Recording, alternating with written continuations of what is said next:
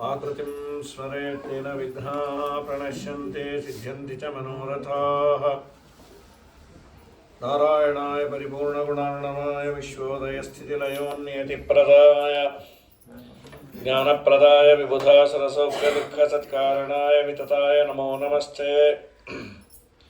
नारायणं सुरगुरुं जगदेकनाथं भक्तप्रियं सकललोकनमस्कृतं च त्रैगुण्यवर्जितमजं व्योमाद्यमीशं वन्दे भवज्ञम् अमरासुरसिद्धवन्द्यं द्वैपायनोष्टपुटनिःसृतमप्रमेयं पुण्यं पवित्रमतपापहरं शिवं जयो भारतं समधिगच्छति वाच्यमानं किं तस्य पुष्करजलैः अभिषेचनेन जयति पराशरसूनुः सत्यवती हृदयनन्दनो व्यासः यस्यास्य कमलगलितं वाङ्मयममृतं जगत्पिबति योगोषतं कनकशृङ्गमयं ददाति विप्राय वेदविदुषे बहुविश्रुताय पुण्यां च भारतकथां शृणुयाच्च तद्वते तुल्यं फलं भवति तस्य देवाशतश्वमेधस्य तत्र पुण्यं चतुस्सहस्रस्य शतक्रतोच्च भवेदनन्तं हरिवंशदानात् प्रकीर्तितं व्यासमहर्षिणा च अभ्रमं भङ्गरहितम् अजडं विमलं सदानन्दतीर्थमतुलं भजे तापत्रयापहं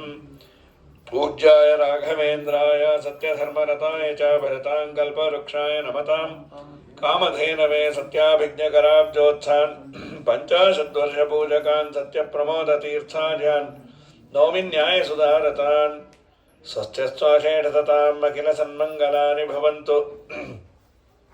सम्यक् श्लोकैकश्रवणपठनमात्रेण वक्तुश्च श्रोतॄणां निखिलकलिकृतकल्मषापनोदनपटुतरे धर्माद्यखिलपुरुषार्थसाधने भूते हरिवंशमहापुराणे अद्य कथा प्रारम्भे सति किञ्चित् पूर्वकथानुवादः। ಪಿತೃಕಲ್ಪದ ಬಗ್ಗೆ, ಶ್ರಾದ್ದವನ್ನು ಯಾಕೆ ಮಾಡಬೇಕು ಏನು ಅಂತ ಅದರ ಬಗ್ಗೆ ಹೇಳಿ, ದೇವಕಾರ್ಯದಕ್ಕಿಂತ ಪಿತೃಕಾರ್ಯಕ್ಕೆ ವಿಶೇಷವಾದಂತಹ ಒಂದು ಗಮನವನ್ನು ಕೊಟ್ಟು ಅದನ್ನು ಮಾಡಿ ನಿಮಗೆ ಎಲ್ಲ ಒಳ್ಳೆಯದಾಗತ್ತೆ ಅಂತ.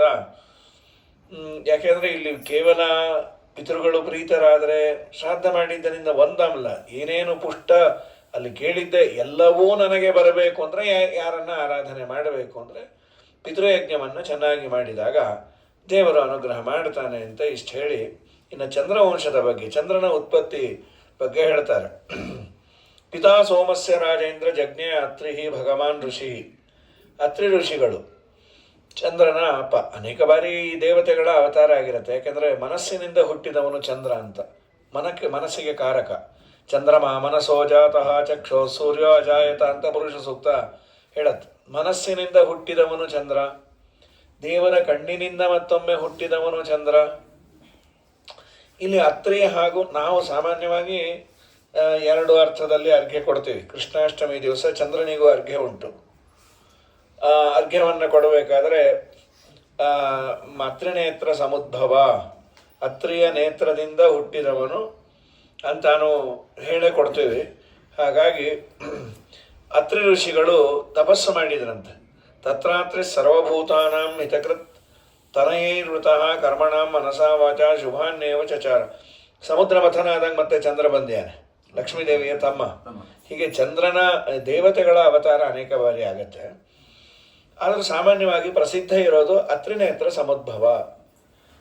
ಅವರು ಚೆನ್ನಾಗಿ ತಪಶ್ಚರ್ಯವನ್ನು ಮಾಡಿದಾಗ 3 ವರ್ಷ ಸಹಸ್ರಾಣಿ 3000 ವರ್ಷ ತಪಸ್ಸು ಮಾಡಿದಾಗ ತಥಾ ಊರ್ಧ್ವರೇತಸಸ್ತಸ್ಯ ಸ್ಥಿತಸ್ಯ ನಿಮಿಷಸ್ಯ ಸೋಮತ್ವಂ ತನುರಾಪೇದೆ ಮಹಾಬುದ್ಧ್ಯಾಚ ಭಾರತ.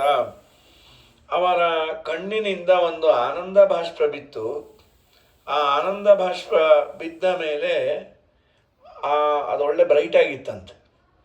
ಅದನ್ನು ಎಲ್ಲ ದಿಗ್ದೇವತೆಗಳು ಧಾರಣೆಯನ್ನು ಮಾಡಬೇಕು ಅಂತ ನೇತ್ರಾಭ್ಯಾಂ ವಾರಿ ಸುಸ್ರಾವ, ಕಣ್ಣುಗಳಿಂದ ನೀರು ಬಿತ್ತು 10 ದಿಕ್ಕುಗಳು ಅದು ಬೆಳಗ್ತು.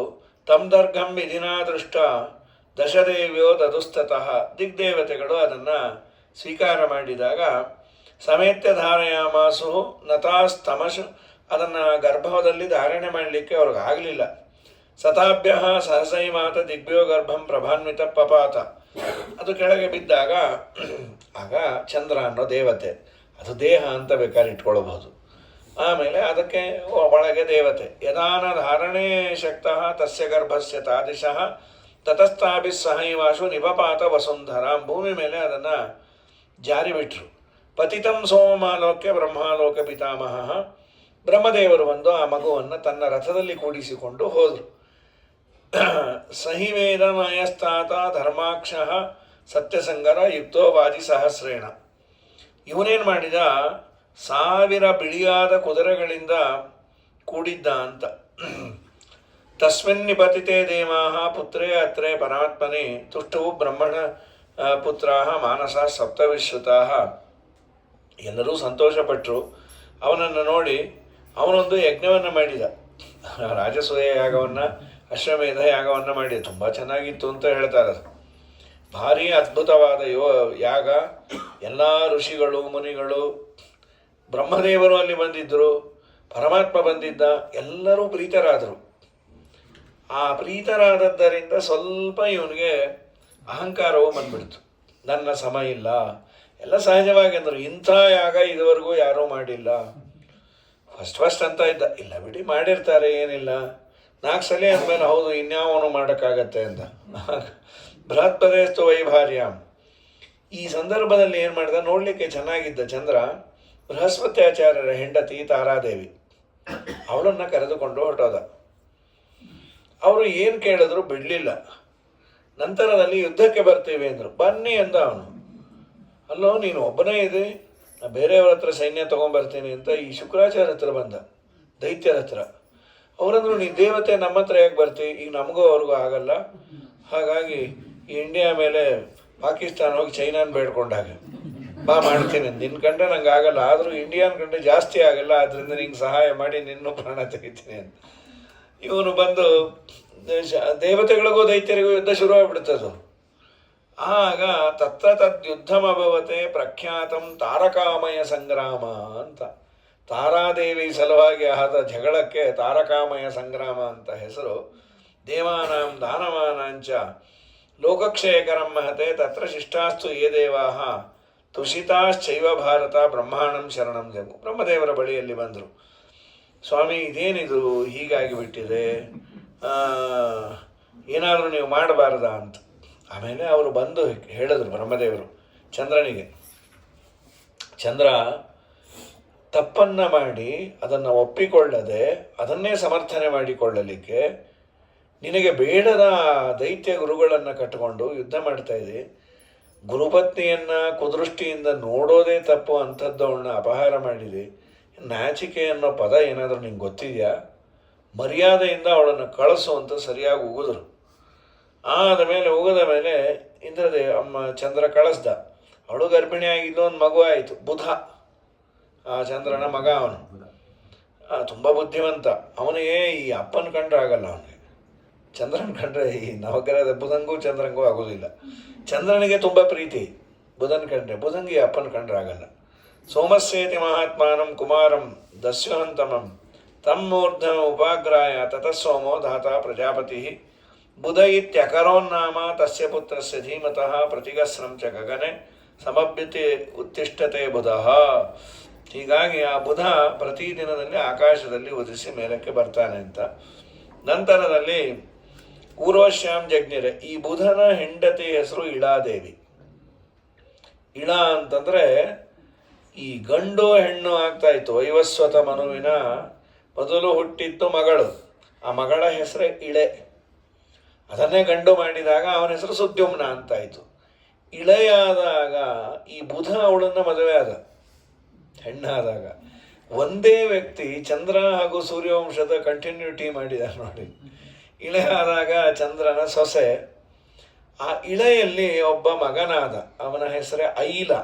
ಇಳೆಯ ಮಗನಾದದ್ದರಿಂದ ಐಲ ಅಂತ. ಅವನು ಇನ್ನೊಂದು ಹೆಸರಿದೆ ಪುರೂರವ ಅಂತ.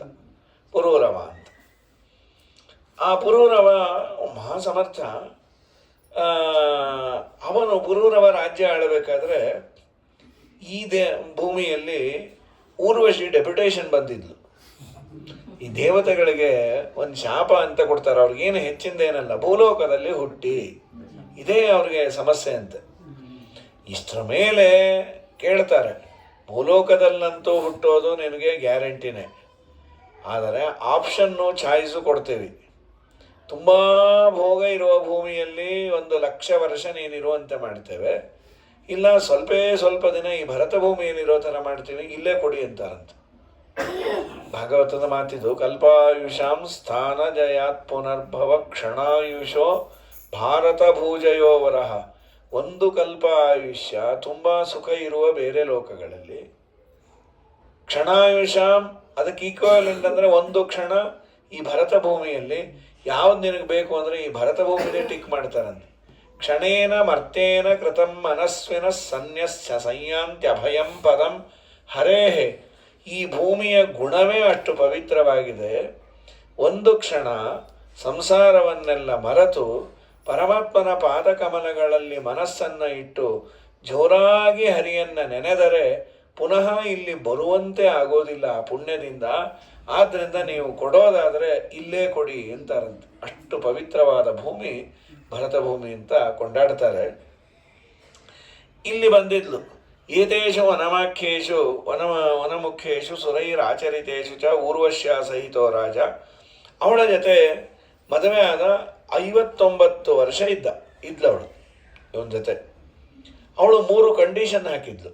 ನಾನು ನಿನ್ನನ್ನು ಮದುವೆ ಆಗೋದಾದರೆ ಈ 3 ಕಂಡೀಷನನ್ನು ಒಪ್ಪಿಕೊಳ್ಳಬೇಕು. ಏನದು ಕಂಡೀಷನ್ನು? ಮೊದಲನೇದು, ನಿನ್ನ ಮನೆಯಲ್ಲಿ ನಾನು ಊಟ ಮಾಡೋದಿಲ್ಲ. ಇದೊಂದು ವಿಚಿತ್ರ. ಅಡಿಗೆ ಮಾಡಲ್ಲ ಅಂತ ಕೇಳಿದೀವಿ, ಊಟ ಮಾಡಲ್ಲ ಅಂತ ಮತ್ತೇನು ಮಾಡ್ತಿ? ದೇವತಾ ಆಹಾರ ತುಪ್ಪ, ದೇವತೆಗಳ ಆಹಾರ ಅದು ಆಜ್ಯ.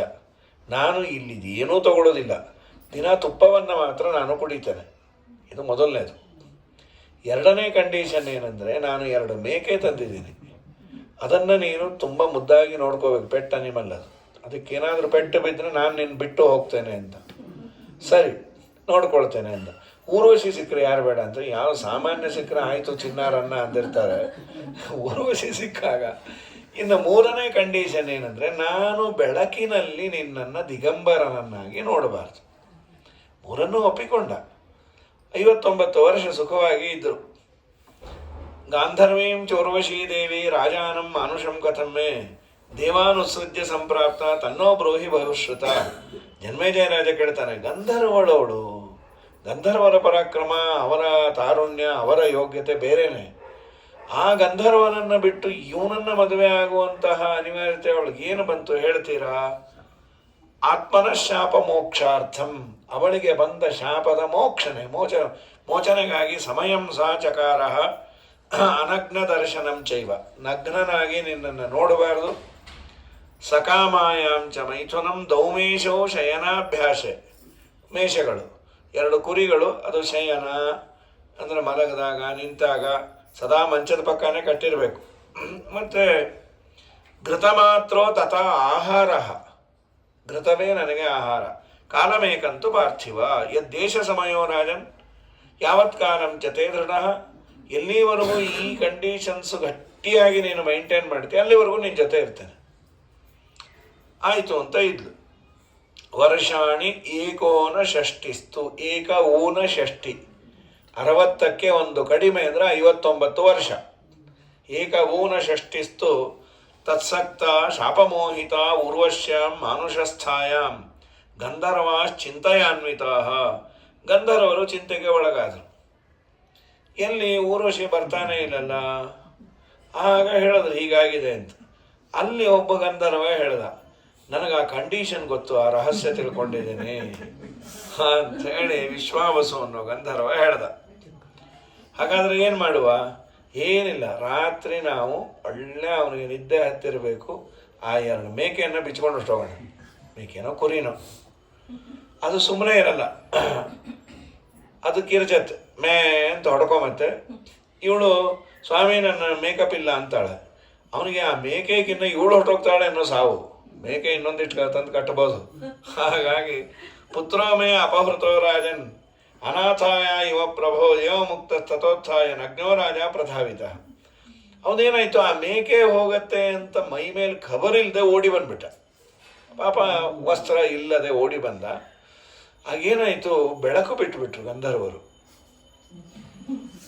ದಿಗಂಬರನನ್ನಾಗಿ ನೋಡೋದು, ನಾನು ಹೋಗ್ತೇನೆ ಅಂತ ಹೊಟ್ಟೋದು.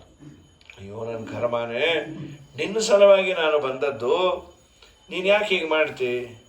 ಅವಳಂದು ನಮ್ಮದೆಲ್ಲ ಕಂಡೀಷನ್ ಅಂದರೆ ಕಂಡೀಷನ್, ನಾನು ಏನೂ ಮಾಡಲಿಕ್ಕಾಗೋದಿಲ್ಲ, ನಾನು ಹೋಗಿ ಬರ್ತೇನೆ. ಇವನು ಪಾಪ ಎಲ್ಲೆಲ್ಲೋ ಓಡಾಡ್ತಾ ಇದ್ದ. ಲಕ್ಷತೀರ್ಥ ಅಂತ ಎಲ್ಲಿದೆಯೋ ಗೊತ್ತಿಲ್ಲ, ಹಿಮಾಲಯ ಪರ್ವತದ ಆ ತಪ್ಪಲು ಪ್ರದೇಶಗಳಲ್ಲಿ ಇದೆ. ಅದಕ್ಕೆ ದೇವಭೂಮಿ ಅಂತಾನೆ ಈಗೂ ಹಾಕಿರ್ತಾರೆ. ಇಲ್ಲಿ ಹರಿವಂಶ ಇನ್ನಿತರ ಪುರಾಣಗಳ ಪ್ರಕಾರ ದೇವತೆಗಳೆಲ್ಲ ಅಲ್ಲಿ ವಿಹಾರ ಮಾಡಲಿಕ್ಕೆ ಬರ್ತಾ ಇರ್ತಾರೆ ಅಂತ. ನಮಗೆ ಈ ಬಿಹಾರ್ಗೆ ಹೋದಾಗೋ ಯಾರೋ ಹೇಳದ, ಇದು ಬಿಹಾರ ಅಲ್ಲ ವಿಹಾರ ಅಂತ. ದೇವತೆಗಳ ವಿಹಾರ ಸ್ಥಾನ. ಉಭಯೋರ್ ಅಭೇದ. ಸಂಸ್ಕೃತದಲ್ಲಿ ವಕಾರ ಬಕಾರಗಳಿಗೆ ಅಭೇದ ಉಂಟು. ಬಿಹಾರ ಅಂತ ಮಾಡಿಟ್ಟ್ಯಾರ. ವಕಾರವನ್ನು ಎರಡೂ ಕರಿಬೋದು, ವೃಂದಾವನ ಅಂತ ಕರಿಬಹುದು. ಹಾಗಾಗಿ ಇಲ್ಲಂತೂ ದೇವಭೂಮಿ, ಅಲ್ಲಿ ದೇವತೆಗಳೆಲ್ಲ ಬರ್ತಿರ್ತಾರೆ. ನಮಗೆ ಮನುಷ್ಯರಿಗೆ ಅಗಮ್ಯವೇ ಅದು ಇದೆಯಲ್ಲ. ಮಧ್ವಾಚಾರ್ಯರು ದೊಡ್ಡ ಬದರಿಯಲ್ಲಿ ಇನ್ನೂ ಇದ್ದಾರೆ. ಆಮೇಲೆ ಇನ್ನೂ ನಾರದರು ಅಲ್ಲಿರ್ತಾರೆ. ಮುಚಕುಂದ ಮಹಾರಾಜ ದೊಡ್ಡ ಬದರಿಯಲ್ಲಿ ಇದ್ದಾನೆ. ಮನುಷ್ಯರಿಗೆ ಅಗಮ್ಯವಾದಂತಹ ಸ್ಥಳ ಅಂತ. ಲಕ್ಷತೀರ್ಥೆ ಪುಷ್ಕರಿಣ್ಯಾಂ ಹೈಮವತ್ಯಾಂ ಸಮಾಪ್ಲುತಾಂ. ಹೈಮವತಿ ಅನ್ನೋ ಸರೋವರ ಲಕ್ಷತೀರ್ಥದ ಸಮೀಪದಲ್ಲಿ ಅನೇಕ ಅಪ್ಸರಾಸ್ತ್ರೀಯರ ಜೊತೆ ಇವಳು ಸ್ನಾನ ಮಾಡಿ ಜನವಿಹಾರ ಮಾಡ್ತಾ ಇದ್ದಾಗ ಇಲ್ಲಿ ಇವನೆಲ್ಲ ಓಡಾಡ್ತಾ ಇದ್ದ. ತೋರಿಸಿದ್ರು, ಇವನೇ ನನ್ನ ಗಂಡ ಅಂತ ತೋರಿಸಿದ್ಲು. ನಾ ಭೂಲೋಕದಲ್ಲಿ ಒಬ್ಬನು ಮದುವೆ ಆಗಿದ್ದೆ ಅನ್ನಲ್ಲ, ಇವನೇ ನೋಡು ಬರ್ತೀಯಾನೆ ಅಂತ. ಅವನು ಕೇಳಿಸ್ತು. ಇದು ಋಗ್ವೇದದಲ್ಲಿ ಬರುವ ವಿಷಯ, ಇದು ಬರೀ ಪುರಾಣ ಅಲ್ಲ. ಇಲ್ಲಿ ಕೋಟ್ ಮಾಡ್ಯಾರ. ಹಯೇ ಜಾಯೇ ಮನಸಾ ತಿಷ್ಟ ಘೋರೆ. ಹಯೇ ಜಾಯೇ, ಹಯೇ ಏ ಅಂತ ಸಂಬೋಧನೆ, ಅದೇ ಈಗಾಗಿರೋದು ಹಾಯ್ ಅಂತ. ಇದೇ ಹಯೇ ಜಾಯೇ ಹಾಯ್ ಅಂತ ಕಳಿಸಿ ಅಂತಾರಲ್ಲ. ಮನಸಾ ತಿಷ್ಟ ಘೋರೆ ವಚಾಂಸಿ ಮಿಶ್ರ ಕೃಣವಾಮಹೇ ನನೋ ಮಂತ್ರ ಅನುದಿತ ಸಯೇತೆ ಮಯಸ್ಕರತ್ ಪರತರೆ ಚವಾಹನ್ ಕಿಮೇತ ವಾಚ ಕೃಣದಾತವಾಹಂ. ಇವನು ನಿಂತ್ಕೊ ಅಂದಾಗ ಅವಳಂದು, ಈ ಮಾತುಗಳೆಲ್ಲ ಪ್ರಯೋಜನ ಇಲ್ಲ, ನಾನು ನಿನಗೇನು ಹೇಳಿದ್ದ ಕಂಡೀಷನ್ನು, ನಿನ್ನನ್ನು ದಿಗಂಬರನನ್ನಾಗಿ ನೋಡಬಾರ್ದು ಅಂತ ಕಂಡೀಷನ್ ಬರೆದ ಮೇಲೆ ನನ್ನನ್ನು ಯಾಕೆ ನೀ ಬ್ಲೇಮ್ ಮಾಡ್ತಿ? ನಿನ್ನ ತಪ್ಪು. ನನ್ನ ಕುರಿ ಸಲುವಾಗಿ ನೀ ಬಂದಿರ್ಬೋದು, ಆದರೆ ಬರಬೇಕಾದ್ರೆ ನಿನ್ನ ದಿಗಂಬರನನ್ನಾಗಿ ಬಾ ಅಂದವ್ರು ಯಾರು? ತವಾಹಮ್ಮೆ ಪ್ರಾಕ್ರಮಿಶಂಶ ಉಷಸಾಮಗ್ರಿಮೇವ ಪುರೋರವ ಪುನರಸ್ತಂ ಹರೆ ಪರೇ ದುರಾಸತಾವಾತ ಇವಾಹಮಸ್ಮಿ ಅಂತ ಋಗ್ವೇದದ ಮಂತ್ರ ಇದು. ಅಲ್ಲಿ ಬರ್ತಿ ಈ ವಿಷಯಗಳೆಲ್ಲ. ಏವಮಾದೀನಿ ಸೂಕ್ತಾನಿ ಪರಸ್ಪರಮಭಾಷತ. ಈ ಸೂಕ್ತದಲ್ಲಿ ಮಾತುಕತೆ ಇವ್ರದು. ಈ ಗಂಡ ಹೆಂಡತಿಯ ಮಾತು ಏನು ಅಂದರೆ ಅದೊಂದು ಸೂಕ್ತ ಆಗಿದೆ. ಇವರು ಆಡಿದ ಮಾತು ಸೂಕ್ತ ಆಯ್ತದು. ಸಂವತ್ಸರಾತ್ ಕುಮಾರಸ್ಥೆ ಆಯಿತು. ನೀ ಇಷ್ಟೆಲ್ಲ ಒದ್ದಾಡ್ತಾ ಇದ್ದೀನಿ, ನಾನೀಗ ಗರ್ಭಿಣಿ. ವರ್ಷ ಆದಮೇಲೆ ನಿನ್ನ ಮಕ್ಕಳೆಲ್ಲ ಜನನ ಆಗ್ತಾರೆ.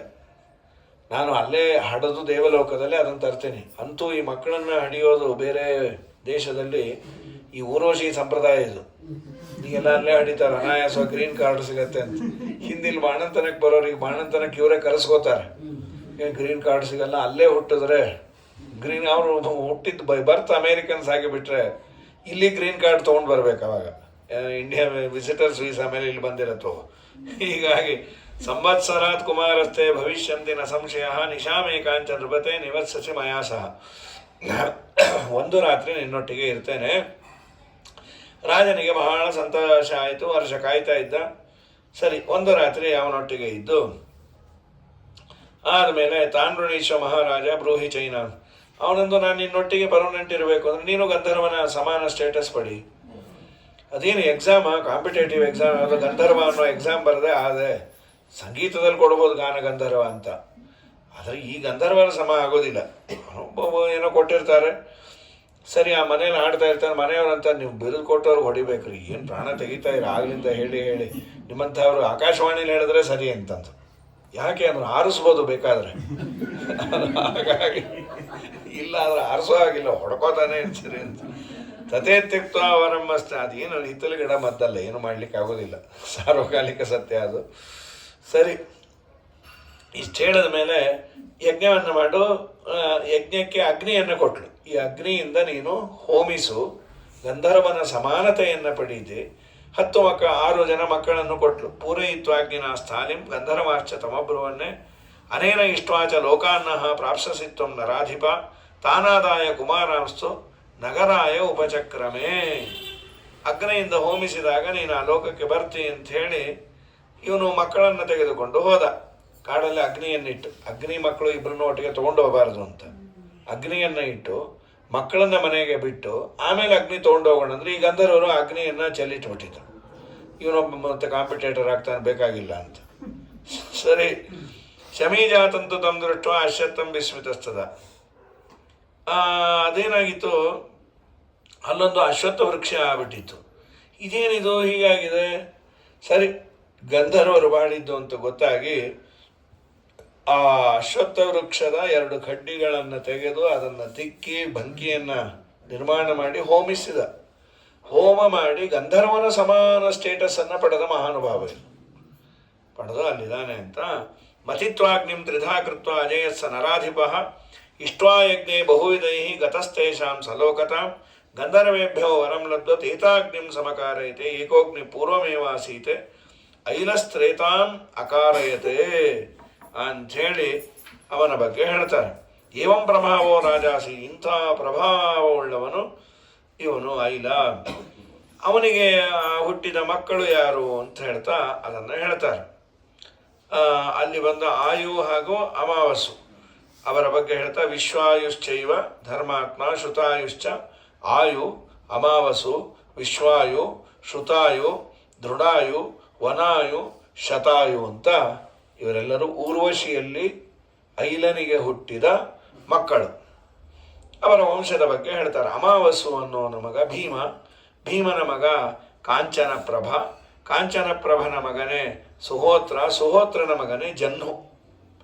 ಈ ಜಹ್ನು ಋಷಿಯೂ ಹೌದು ರಾಜನೂ ಹೌದು. ಅದಕ್ಕೆ ಇವರಿಗೆ ರಾಜಋಷಿಗಳು ಅಂತ ಕರೆಯೋರು. ಇವನೇನು ಮಾಡಿದ, ತಪಶ್ಚರ್ಯವನ್ನು ಮಾಡ್ತಾ ಒಂದೆಲ್ಲ ಆಶ್ರಮದಲ್ಲಿ ಇದ್ದ. ಜನ್ಮಸ್ತು ದಯಿತಂ ಪುತ್ರಂ ಸುನಹಂ ನಾಮ ಧಾರ್ಮಿಕಂ ಕಾವೇರ್ಯಾಂ ಜನಯಾಮಾಸ. ಏನಾಯಿತು, ಇವನು ತಪಸ್ಸು ಮಾಡಬೇಕಾದ್ರೆ ನೋಡಲಿಕ್ಕೆ ಚೆನ್ನಾಗಿದ್ದ. ಭಗೀರಥ ಗಂಗೆಯನ್ನು ಧರೆಗಿಳಿಸಿ ಕರ್ಕೊಂಬರ್ತಾ ಇದ್ದ. ಗಂಗಾದೇವಿ ಇವನನ್ನು ನೋಡಿ ಕೇಳದ್ದು, ನನ್ನ ಮದುವೆ ಆಗ್ತೀಯಾ? ಆಗಲ್ಲ ಅಂದ. ಆಗಲ್ಲ ಅಂತಂದದ್ದ ಕೋಪಕ್ಕೆ ರಭಸದಿಂದ ಪ್ರವಾಹ ಬಂದು ಅವನ ಆಶ್ರಮ ಹೊಡ್ಕೊಂಡಿಟ್ಟೋದು.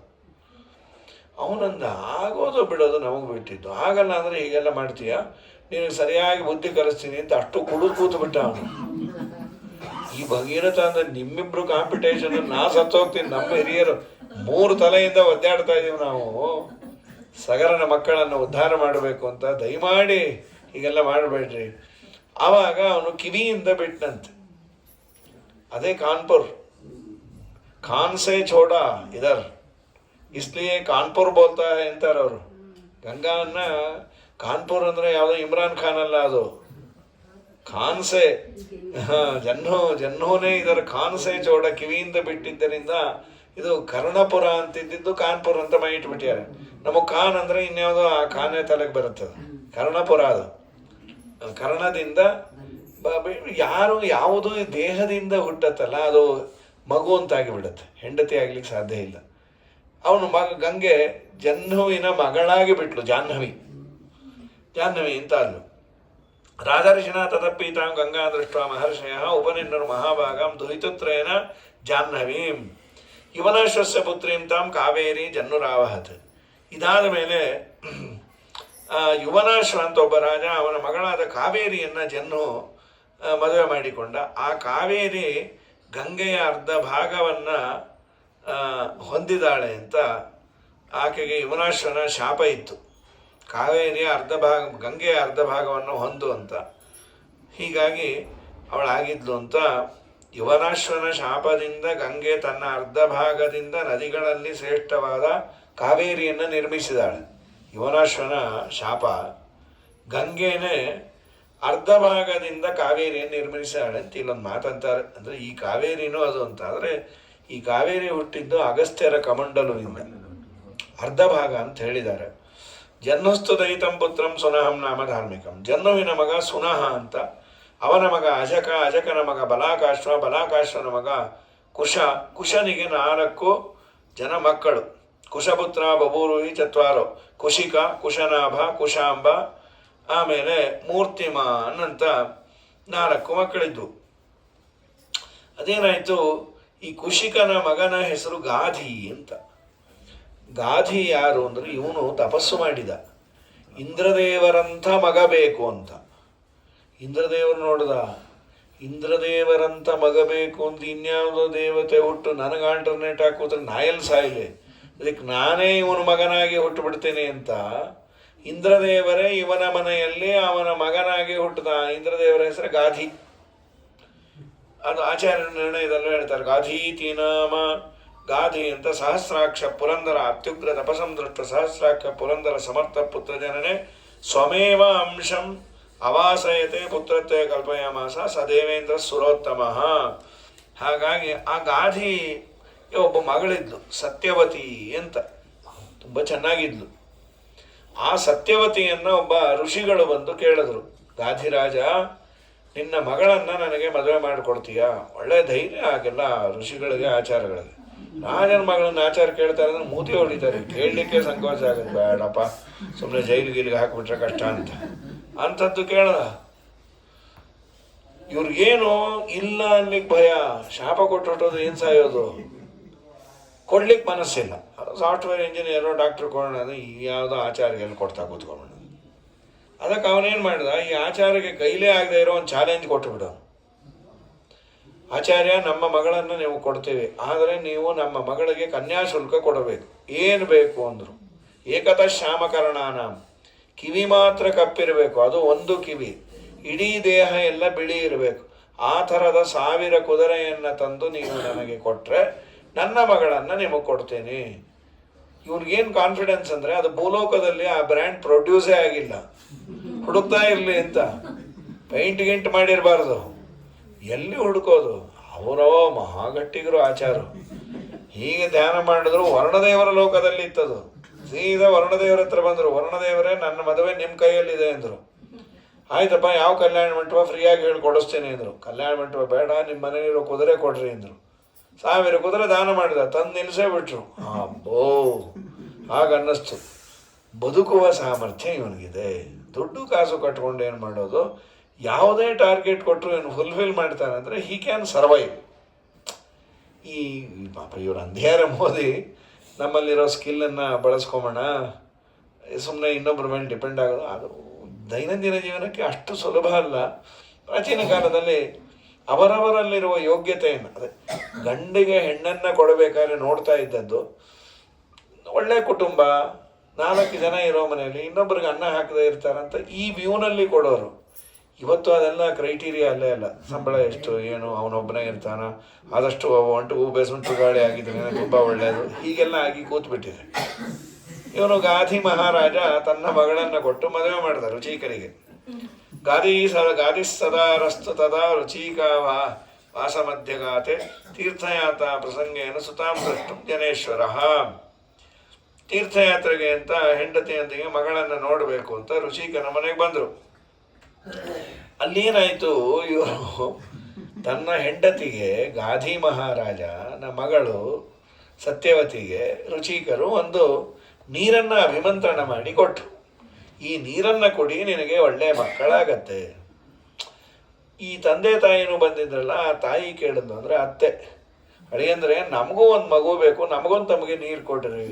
ಬರೀ ನೀರು ಕುಡಿದ್ರೆ ತಮಗೆ ಖಾಲಿ ಆಗತ್ತಮ್ಮ, ಮಕ್ಕಳೇನಾಗಲ್ಲ. ಮತ್ತು ಅದಕ್ಕೆಲ್ಲ ಮಂತ್ರ ಅಭಿಮಂತ್ರಣ ಎಲ್ಲ ಅದೇ ಮಾಡಿಕೊಡಿ ಅಂದು. ಸರಿ, ಏನೋ ಕೇಳಿದ್ರಲ್ಲ ಅಂಥೇಳಿ ಅಭಿಮಂತ್ರಣ ಮಾಡಿ ಕೊಟ್ಟರು. ಇದು ಅತ್ತೆ ತಮಗೆ, ಅದು ಮಗಳ ತನ್ನ ಹೆಂಡತಿ ತಮಗೆ. ಈ ಅತ್ತೆ ಸುಮ್ಮನೆ ಆಡಿದೆ, ಅದು ತಮಗೆ ಎಕ್ಸ್ಚೇಂಜ್ ಮಾಡಿ ಕೊಡೋದು ಕೂತ್ಬಿಟ್ಟು. ಇಬ್ಬರು ಗರ್ಭಿಣಿ ಆದರೂ ಚೆನ್ನಾಗಿ ಬೈದರು ಅವ್ರು ರುಚಿಕರು. ಯಾಕೆ ತಮಗೆ ವ್ಯತ್ಯಾಸ ಮಾಡಿದ್ರಿ, ನಾವು ಬಾಗಿಲು ಹಾಕ್ಕೊಂಡು ಕೊಡಿದ್ವಿ, ಸುಮ್ಮನೆ ಇರ್ರಿ ಅಂದರು. ನೀವು ಬಾಗಿಲು ಹಾಕೊಳ್ಳೋದೇ ಇರಲಿ. 2 ಮಕ್ಕಳಾಗಲಿಕ್ಕೆ ಅಲ್ಲ, ನಾನು ಬೇರೆ ಬೇರೆ ತರಹದ ಮಂತ್ರವನ್ನು ಅಭಿಮಂತ್ರಣ ಮಾಡಿಟ್ಟಿದ್ದೆ. ನಿನ್ನ ಅಮ್ಮ ಕ್ಷತ್ರಿಯಳಾದದ್ದರಿಂದ ಅವಳಿಗೆ ಹುಟ್ಟುವ ಮಗು ಒಳ್ಳೆ ಕೋಪಿಷ್ಠನಾಗಿರಬೇಕು, ಅವನಿಗೆ ಕಂಟೆಂಟ್ನೆಸ್ ಇರಬಾರ್ದು. ಕ್ಷತ್ರಿಯನಿಗೆ, ರಾಜನಿಗೆ ಕಂಟೆಂಟ್ನೆಸ್ ಇರಬಾರ್ದು. ಅವನು ಕಂಟೆಂಟ್ನೆಸ್ ಇದ್ದರೆ ದೇಶ ಉಳಿಯೋದೇ ಇಲ್ಲ. ಈಗ ಈ ದೇಶದ ಮೇಲೆ ಯಾರೋ ಪರಕೀಯರು ಬಂದು ದಾಳಿ ಮಾಡ್ತಿದ್ದಾರೆ ಅಂದರೆ ರಾಜನಾದವನು ಕಂಟೆಂಟ್ನೆಸ್ ಇಂದ ಇರಬಾರ್ದು. ಇಟ್ಟಂಗೆ ಇರುವೇನೋ ಹರಿ ಅಂತ ಅವನು ಮೋದಿ ತಾಳ ಹಾಕ್ತಾ ಕೂತ್ರೆ ನಾವು ಶಂಖದ್ವಾರ ಮಾಡ್ತಾ ಕೊಡ್ಬೇಕಾಗತ್ತೆ. ಅವನು ತಕ್ಷಣ ರಾಜನಾಥ್ ಸಿಂಗಿಗೆ ಹೇಳಿ ಅವನ್ನೆಲ್ಲ ಒದ್ದು ಓಡಿಸೋ ವ್ಯವಸ್ಥೆಯನ್ನು ಮಾಡಬೇಕು. ಎಂದೂ ರಾಜರಿಗೆ ಕಂಟೆಂಟ್ನೆಸ್ ಇರಬಾರ್ದು, ಬ್ರಾಹ್ಮಣನಿಗೆ ದಾಹ ಇರಬಾರ್ದು.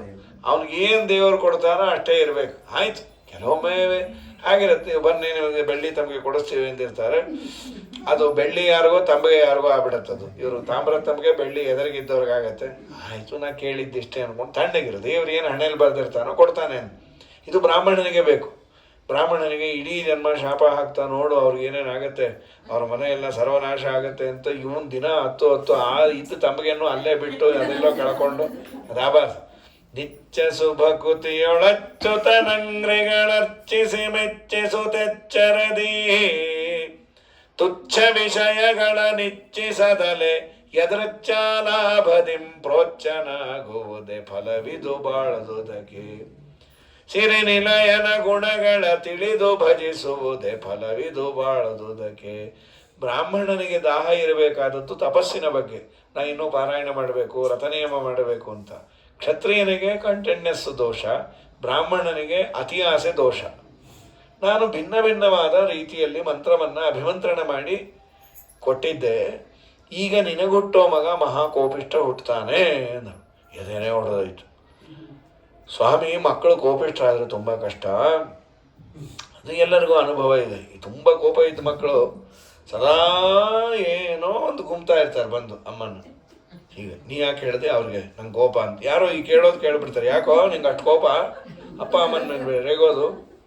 ಕೋಪ ಏನಿಲ್ಲ ಅಂತ ಬಂದಿಲ್ಲ ಅಮ್ಮನ. ಅವ್ರ ಮುಂದೆ ಯಾಕೆ ಹೇಳಿದೆ, ಅವ್ರ ಮುಂದೆ ನಾ ಯಾಕೆ ಹೇಳೋ, ನೀ ಹುಚ್ಚುಚ್ಚಾಗಿ ಮಾಡೋದಿಂದಾನೆ ಅವರೇ ನೋಡಿರ್ತಾರೆ ನಂಗೆಲ್ಲಿ ಕೋಪ ಇದೆ ಅಂತ. ಕೋಪದಿಂದಾನೇ ಕೇಳ್ತಾ ಇರುತ್ತದು. ಹಾಗಾಗಿ ಸರಿ, ಅವಳು ಬೇಡಿಕೊಂಡ್ಳು. ಆಯಿತು, ನಾನೊಂದು ವ್ಯವಸ್ಥೆ ಮಾಡ್ತೀನಿ, ನಿನ್ನ ಮಗ ಶಾಂತಮೂರ್ತಿ ಹುಟ್ಟುತ್ತಾನೆ, ನಿನ್ನ ಮೊಮ್ಮಗ ಕೋಪಿಷ್ಟ ಆಗ್ತಾನೆ. ಸರಿ, ಅದಂತೂ ಆಗಲಿ, ನಂಗಂತೂ ಹುಟ್ಟೋನು ಒಳ್ಳೆಯವನು ಹುಟ್ಟುತ್ತಾನೆ, ಮೊಮ್ಮಗ ಏನೋ ಕೋಪಿಷ್ಟ ಹುಟ್ಕೊಳ್ಳಿ ಅಂತ.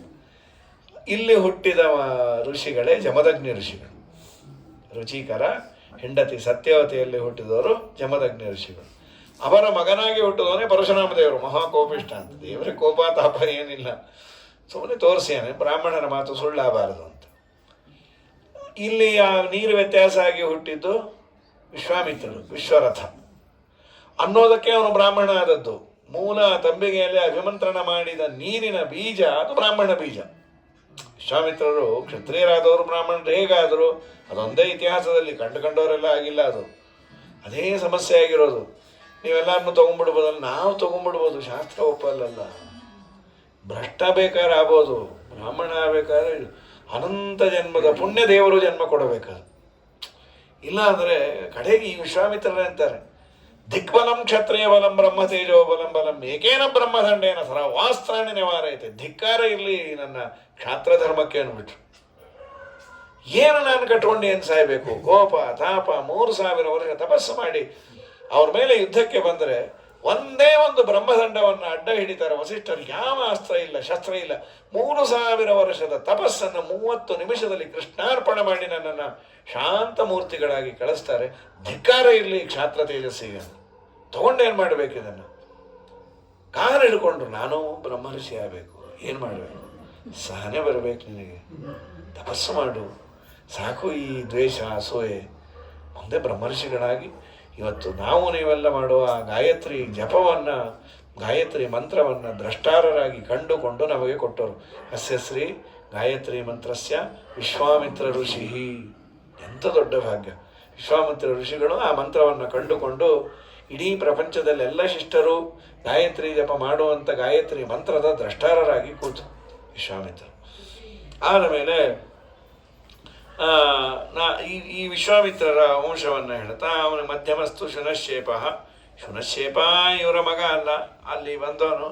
ವಿಶ್ವಾಮಿತ್ರಸ್ತು ಧರ್ಮಾತ್ಮ ನಾಮ್ನ ವಿಶ್ವರಥ ಸ್ಮೃತಃ ಜಜ್ಞೆ ಭೃಗು ಪ್ರಸಾದೇನ ಕೌಶಿಕಾತ್ ವಂಶವರ್ಧನ. ವಿಶ್ವಾಮಿತ್ರಸ್ಯ ಚ ಸುತ ದೇವರಾತ ಮೊದಲಾದವರು ವಿಶ್ವಾಮಿತ್ರರ ಮಕ್ಕಳು ಅಂಥೇಳಿ.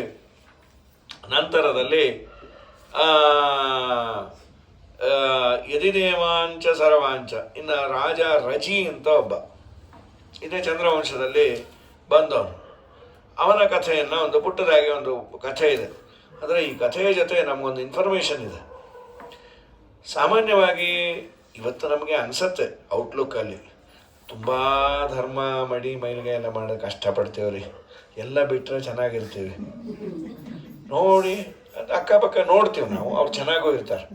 ಈ ಮಡಿ ಮಾಡೋರು ಧಾವಳಿ ಕಳೆದೋಗುತ್ತೆ, ಕಡೆಗೆ ದೇವ್ರ ಪೆಟ್ಟಿಗೆನೇ ಕಳೆದೋಗುತ್ತೆ. ದೇವರೇ ದಿಕ್ಕು ಅಂತ ಒಂದೊಂದೇ ಪಾಪ ಇವರೆಲ್ಲೋ ಅದು ಮುಟ್ಟಬಾರ್ದು ಇನ್ನು ಮುಟ್ಟಬಾರ್ದು ಅಂತೆಲ್ಲ ತೆಗೆದು ಅಲ್ಲಿ ಇಟ್ಟು ಹೋಗಿರ್ತಾರೆ. ಸ್ನಾನ ಮಾಡಿ ಬರೋದಲ್ಲೇ ದೇವರೇ ಮಾಯ, ಹೀಗೆಲ್ಲವೂ ಆಗತ್ತೆ.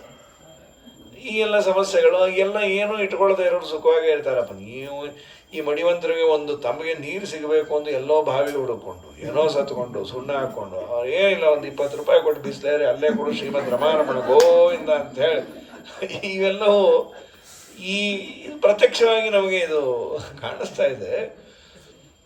ಇದೇನಿದು ಐಹಿಕವಾದಂತಹ ಸುಖ ಒಂದು ಬೇರೆ, ಪಾರತ್ರಿಕವಾದಂತಹ ಸಾಧನೆ ಆಗಬೇಕು ಅಂದರೆ ಈ ರಜಿಯ ಕಥೆಯಲ್ಲಿ ರಾಜ ರಜಿ ಅಂತ.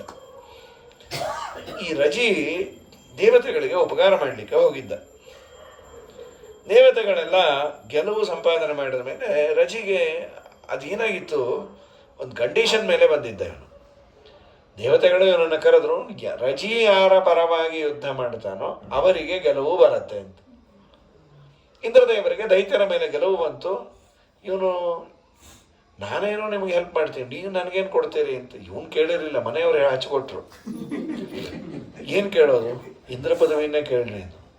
ಇಂದ್ರ ಅಂದ, ಅದು ಉಳಿಸ್ಕೊಂಬ ಸಲುವಾಗಿ ನಾ ಕರೆದ್ರೆ ನೀ ಅದನ್ನೇ ಕೇಳಿ ಹಾಳಾಗೋಗ್ಲಿ ಬಿಡಿ, ಯುದ್ಧ ಅಂತೂ ನಿಂತರೆ ಸಾಕು ಬಾ. ಯುದ್ಧ ನಿಲ್ತು, ಯುದ್ಧದಲ್ಲಿ ಗೆದ್ದರು. ಇಂದ್ರದೇವರಂದರು, ಇಂದ್ರ ಪದವಿ ಬಿಟ್ಕೊಡ್ತೀನಿ ಬಾ. ಆಮೇಲೆ ಅಂದ, ಇನ್ನೊಬ್ಬರ ಚಾಡಿ ಮಾತಿನಿಂದ ಇನ್ಸ್ಪೈರ್ ಆಗಿದ್ದೆ, ಬೇಡ ನೀ ಅಲ್ಲಿ ನನ್ನ ಭೂಲೋಕವೇ ನಮಗೆ ಸರಿ ಅಂತ. ಇವನಿಗೆ 500 ಜನ ಮಕ್ಕಳಿದ್ರು, ರಾಜೇಯರು ಅಂತ. ಅಪ್ಪ ಹೋದ ಮೇಲೆ ಯಾರೋ ಹೇಳಿದ್ರು, ನಿಮ್ಮ ಆಸ್ತಿ ಬರೀ ಭೂಲೋಕ ಅಲ್ಲ, ಸ್ವರ್ಗಾನೂ ನಿಮ್ಮದೇ. ಓ, ಇವ್ರಿಗೆ ಅನ್ನಿಸ್ತು, ಅಲ್ಲೂ ನಾವು ಸೈಟ್ ಮಾಡಿದ್ರೆ ಹೇಗೆ ಅಂಥೇಳಿ ಇಲ್ಲೆಲ್ಲ ಹಾಕಿರ್ತಾರೆ ಲೀವ್ ಇನ್ ಹೆವೆನ್ ಅಂತ. ನಾವು ಹೆವೆನ್ನಲ್ಲೇ ಸೈಟು ಲೇಔಟ್ ಮಾಡಬೇಡ ಬನ್ರಿ ಅಂತೇಳಿ ಇಂದ್ರದೇವರ ಹತ್ರ ಬಂದರು. ಏನಪ್ಪ, ಯಾವಾಗ ನೀನು ಪೊಸಿಷನ್ ನಮಗೆ ವೆಕೇಟ್ ಮಾಡಿಕೊಡ್ತೀವಿ? ಯಾವುದು ಅಂದರು. ಈ ಅಮರಾವತಿ. ಯಾಕೆ? ನಮ್ಮಪ್ಪಂದಲ್ವ ಇದು, ನಿಮ್ಮಪ್ಪ ಬೇಡ ಅಂದ. ಅವನು ಬೆಪ್ಪ, ನಮಗೆ ಬೇಕು, ಇಲ್ಲಾಂದ್ರೆ ಯುದ್ಧಕ್ಕೆ ಬಾ. ಒಂದೇ ದಿವಸದಲ್ಲಿ ಸ್ವರ್ಗ ಖಾಲಿ ತಗೊಂಡ್ಬಿಟ್ರು ಅವರು. ಪಾಪ ಇಂದ್ರ ಎಲ್ಲ ಓಡಾಡ್ಕೊಂಡಿದ್ದ, ಬೃಹಸ್ಪತ್ಯಾಚಾರ ಕಂಡಾಗ ಬಿದ್ದು. ಏನು ಇಂದ್ರ ಇದ್ದಾಗಿದೆ ಏನು ಸ್ವಾಮಿ, ಊಟವೇ ಇಲ್ಲದೆ ಹೀಗಾಗ್ಬಿಟ್ಟಿದೆ. ಅಲ್ಲ ಏನಾಯಿತು? ಆ ರಜಿಯ ಮಕ್ಕಳು ಪಾಪಿಷ್ಟರು ಬಂದು ಎಲ್ಲ ತೊಗೊಂಡ್ಬಿಟ್ರು. ನೀನು ಯುದ್ಧ ಮಾಡಿ ಗೆಲ್ಲಕ್ಕಾಗಲಿಲ್ಲ. ಸ್ವಾಮಿ, ಅವರು ಮಹಾ ಧಾರ್ಮಿಕರು, ಅವ್ರ ಮೇಲೆ ಯುದ್ಧ ಮಾಡಲಿಕ್ಕಾಗಲ್ಲ. ಅಂದರೆ ನಿನ್ನ ಅಭಿಪ್ರಾಯ ಏನು? ಅಧಾರ್ಮಿಕರಾದರೆ ನೀ ಗೆಲ್ತ್ಯಾ? 1 ನಿಮಿಷ ಸಾಕು ಅಂದ. ಆದರೆ ಅವ್ರು ಅಧರ್ಮವನ್ನೇ ಮಾಡ್ತಾ ಇಲ್ಲ, ಅದೇ ಕಷ್ಟ ಆಗಿರೋದು. ಎಂಥ ಮಾತು ನೋಡಿ.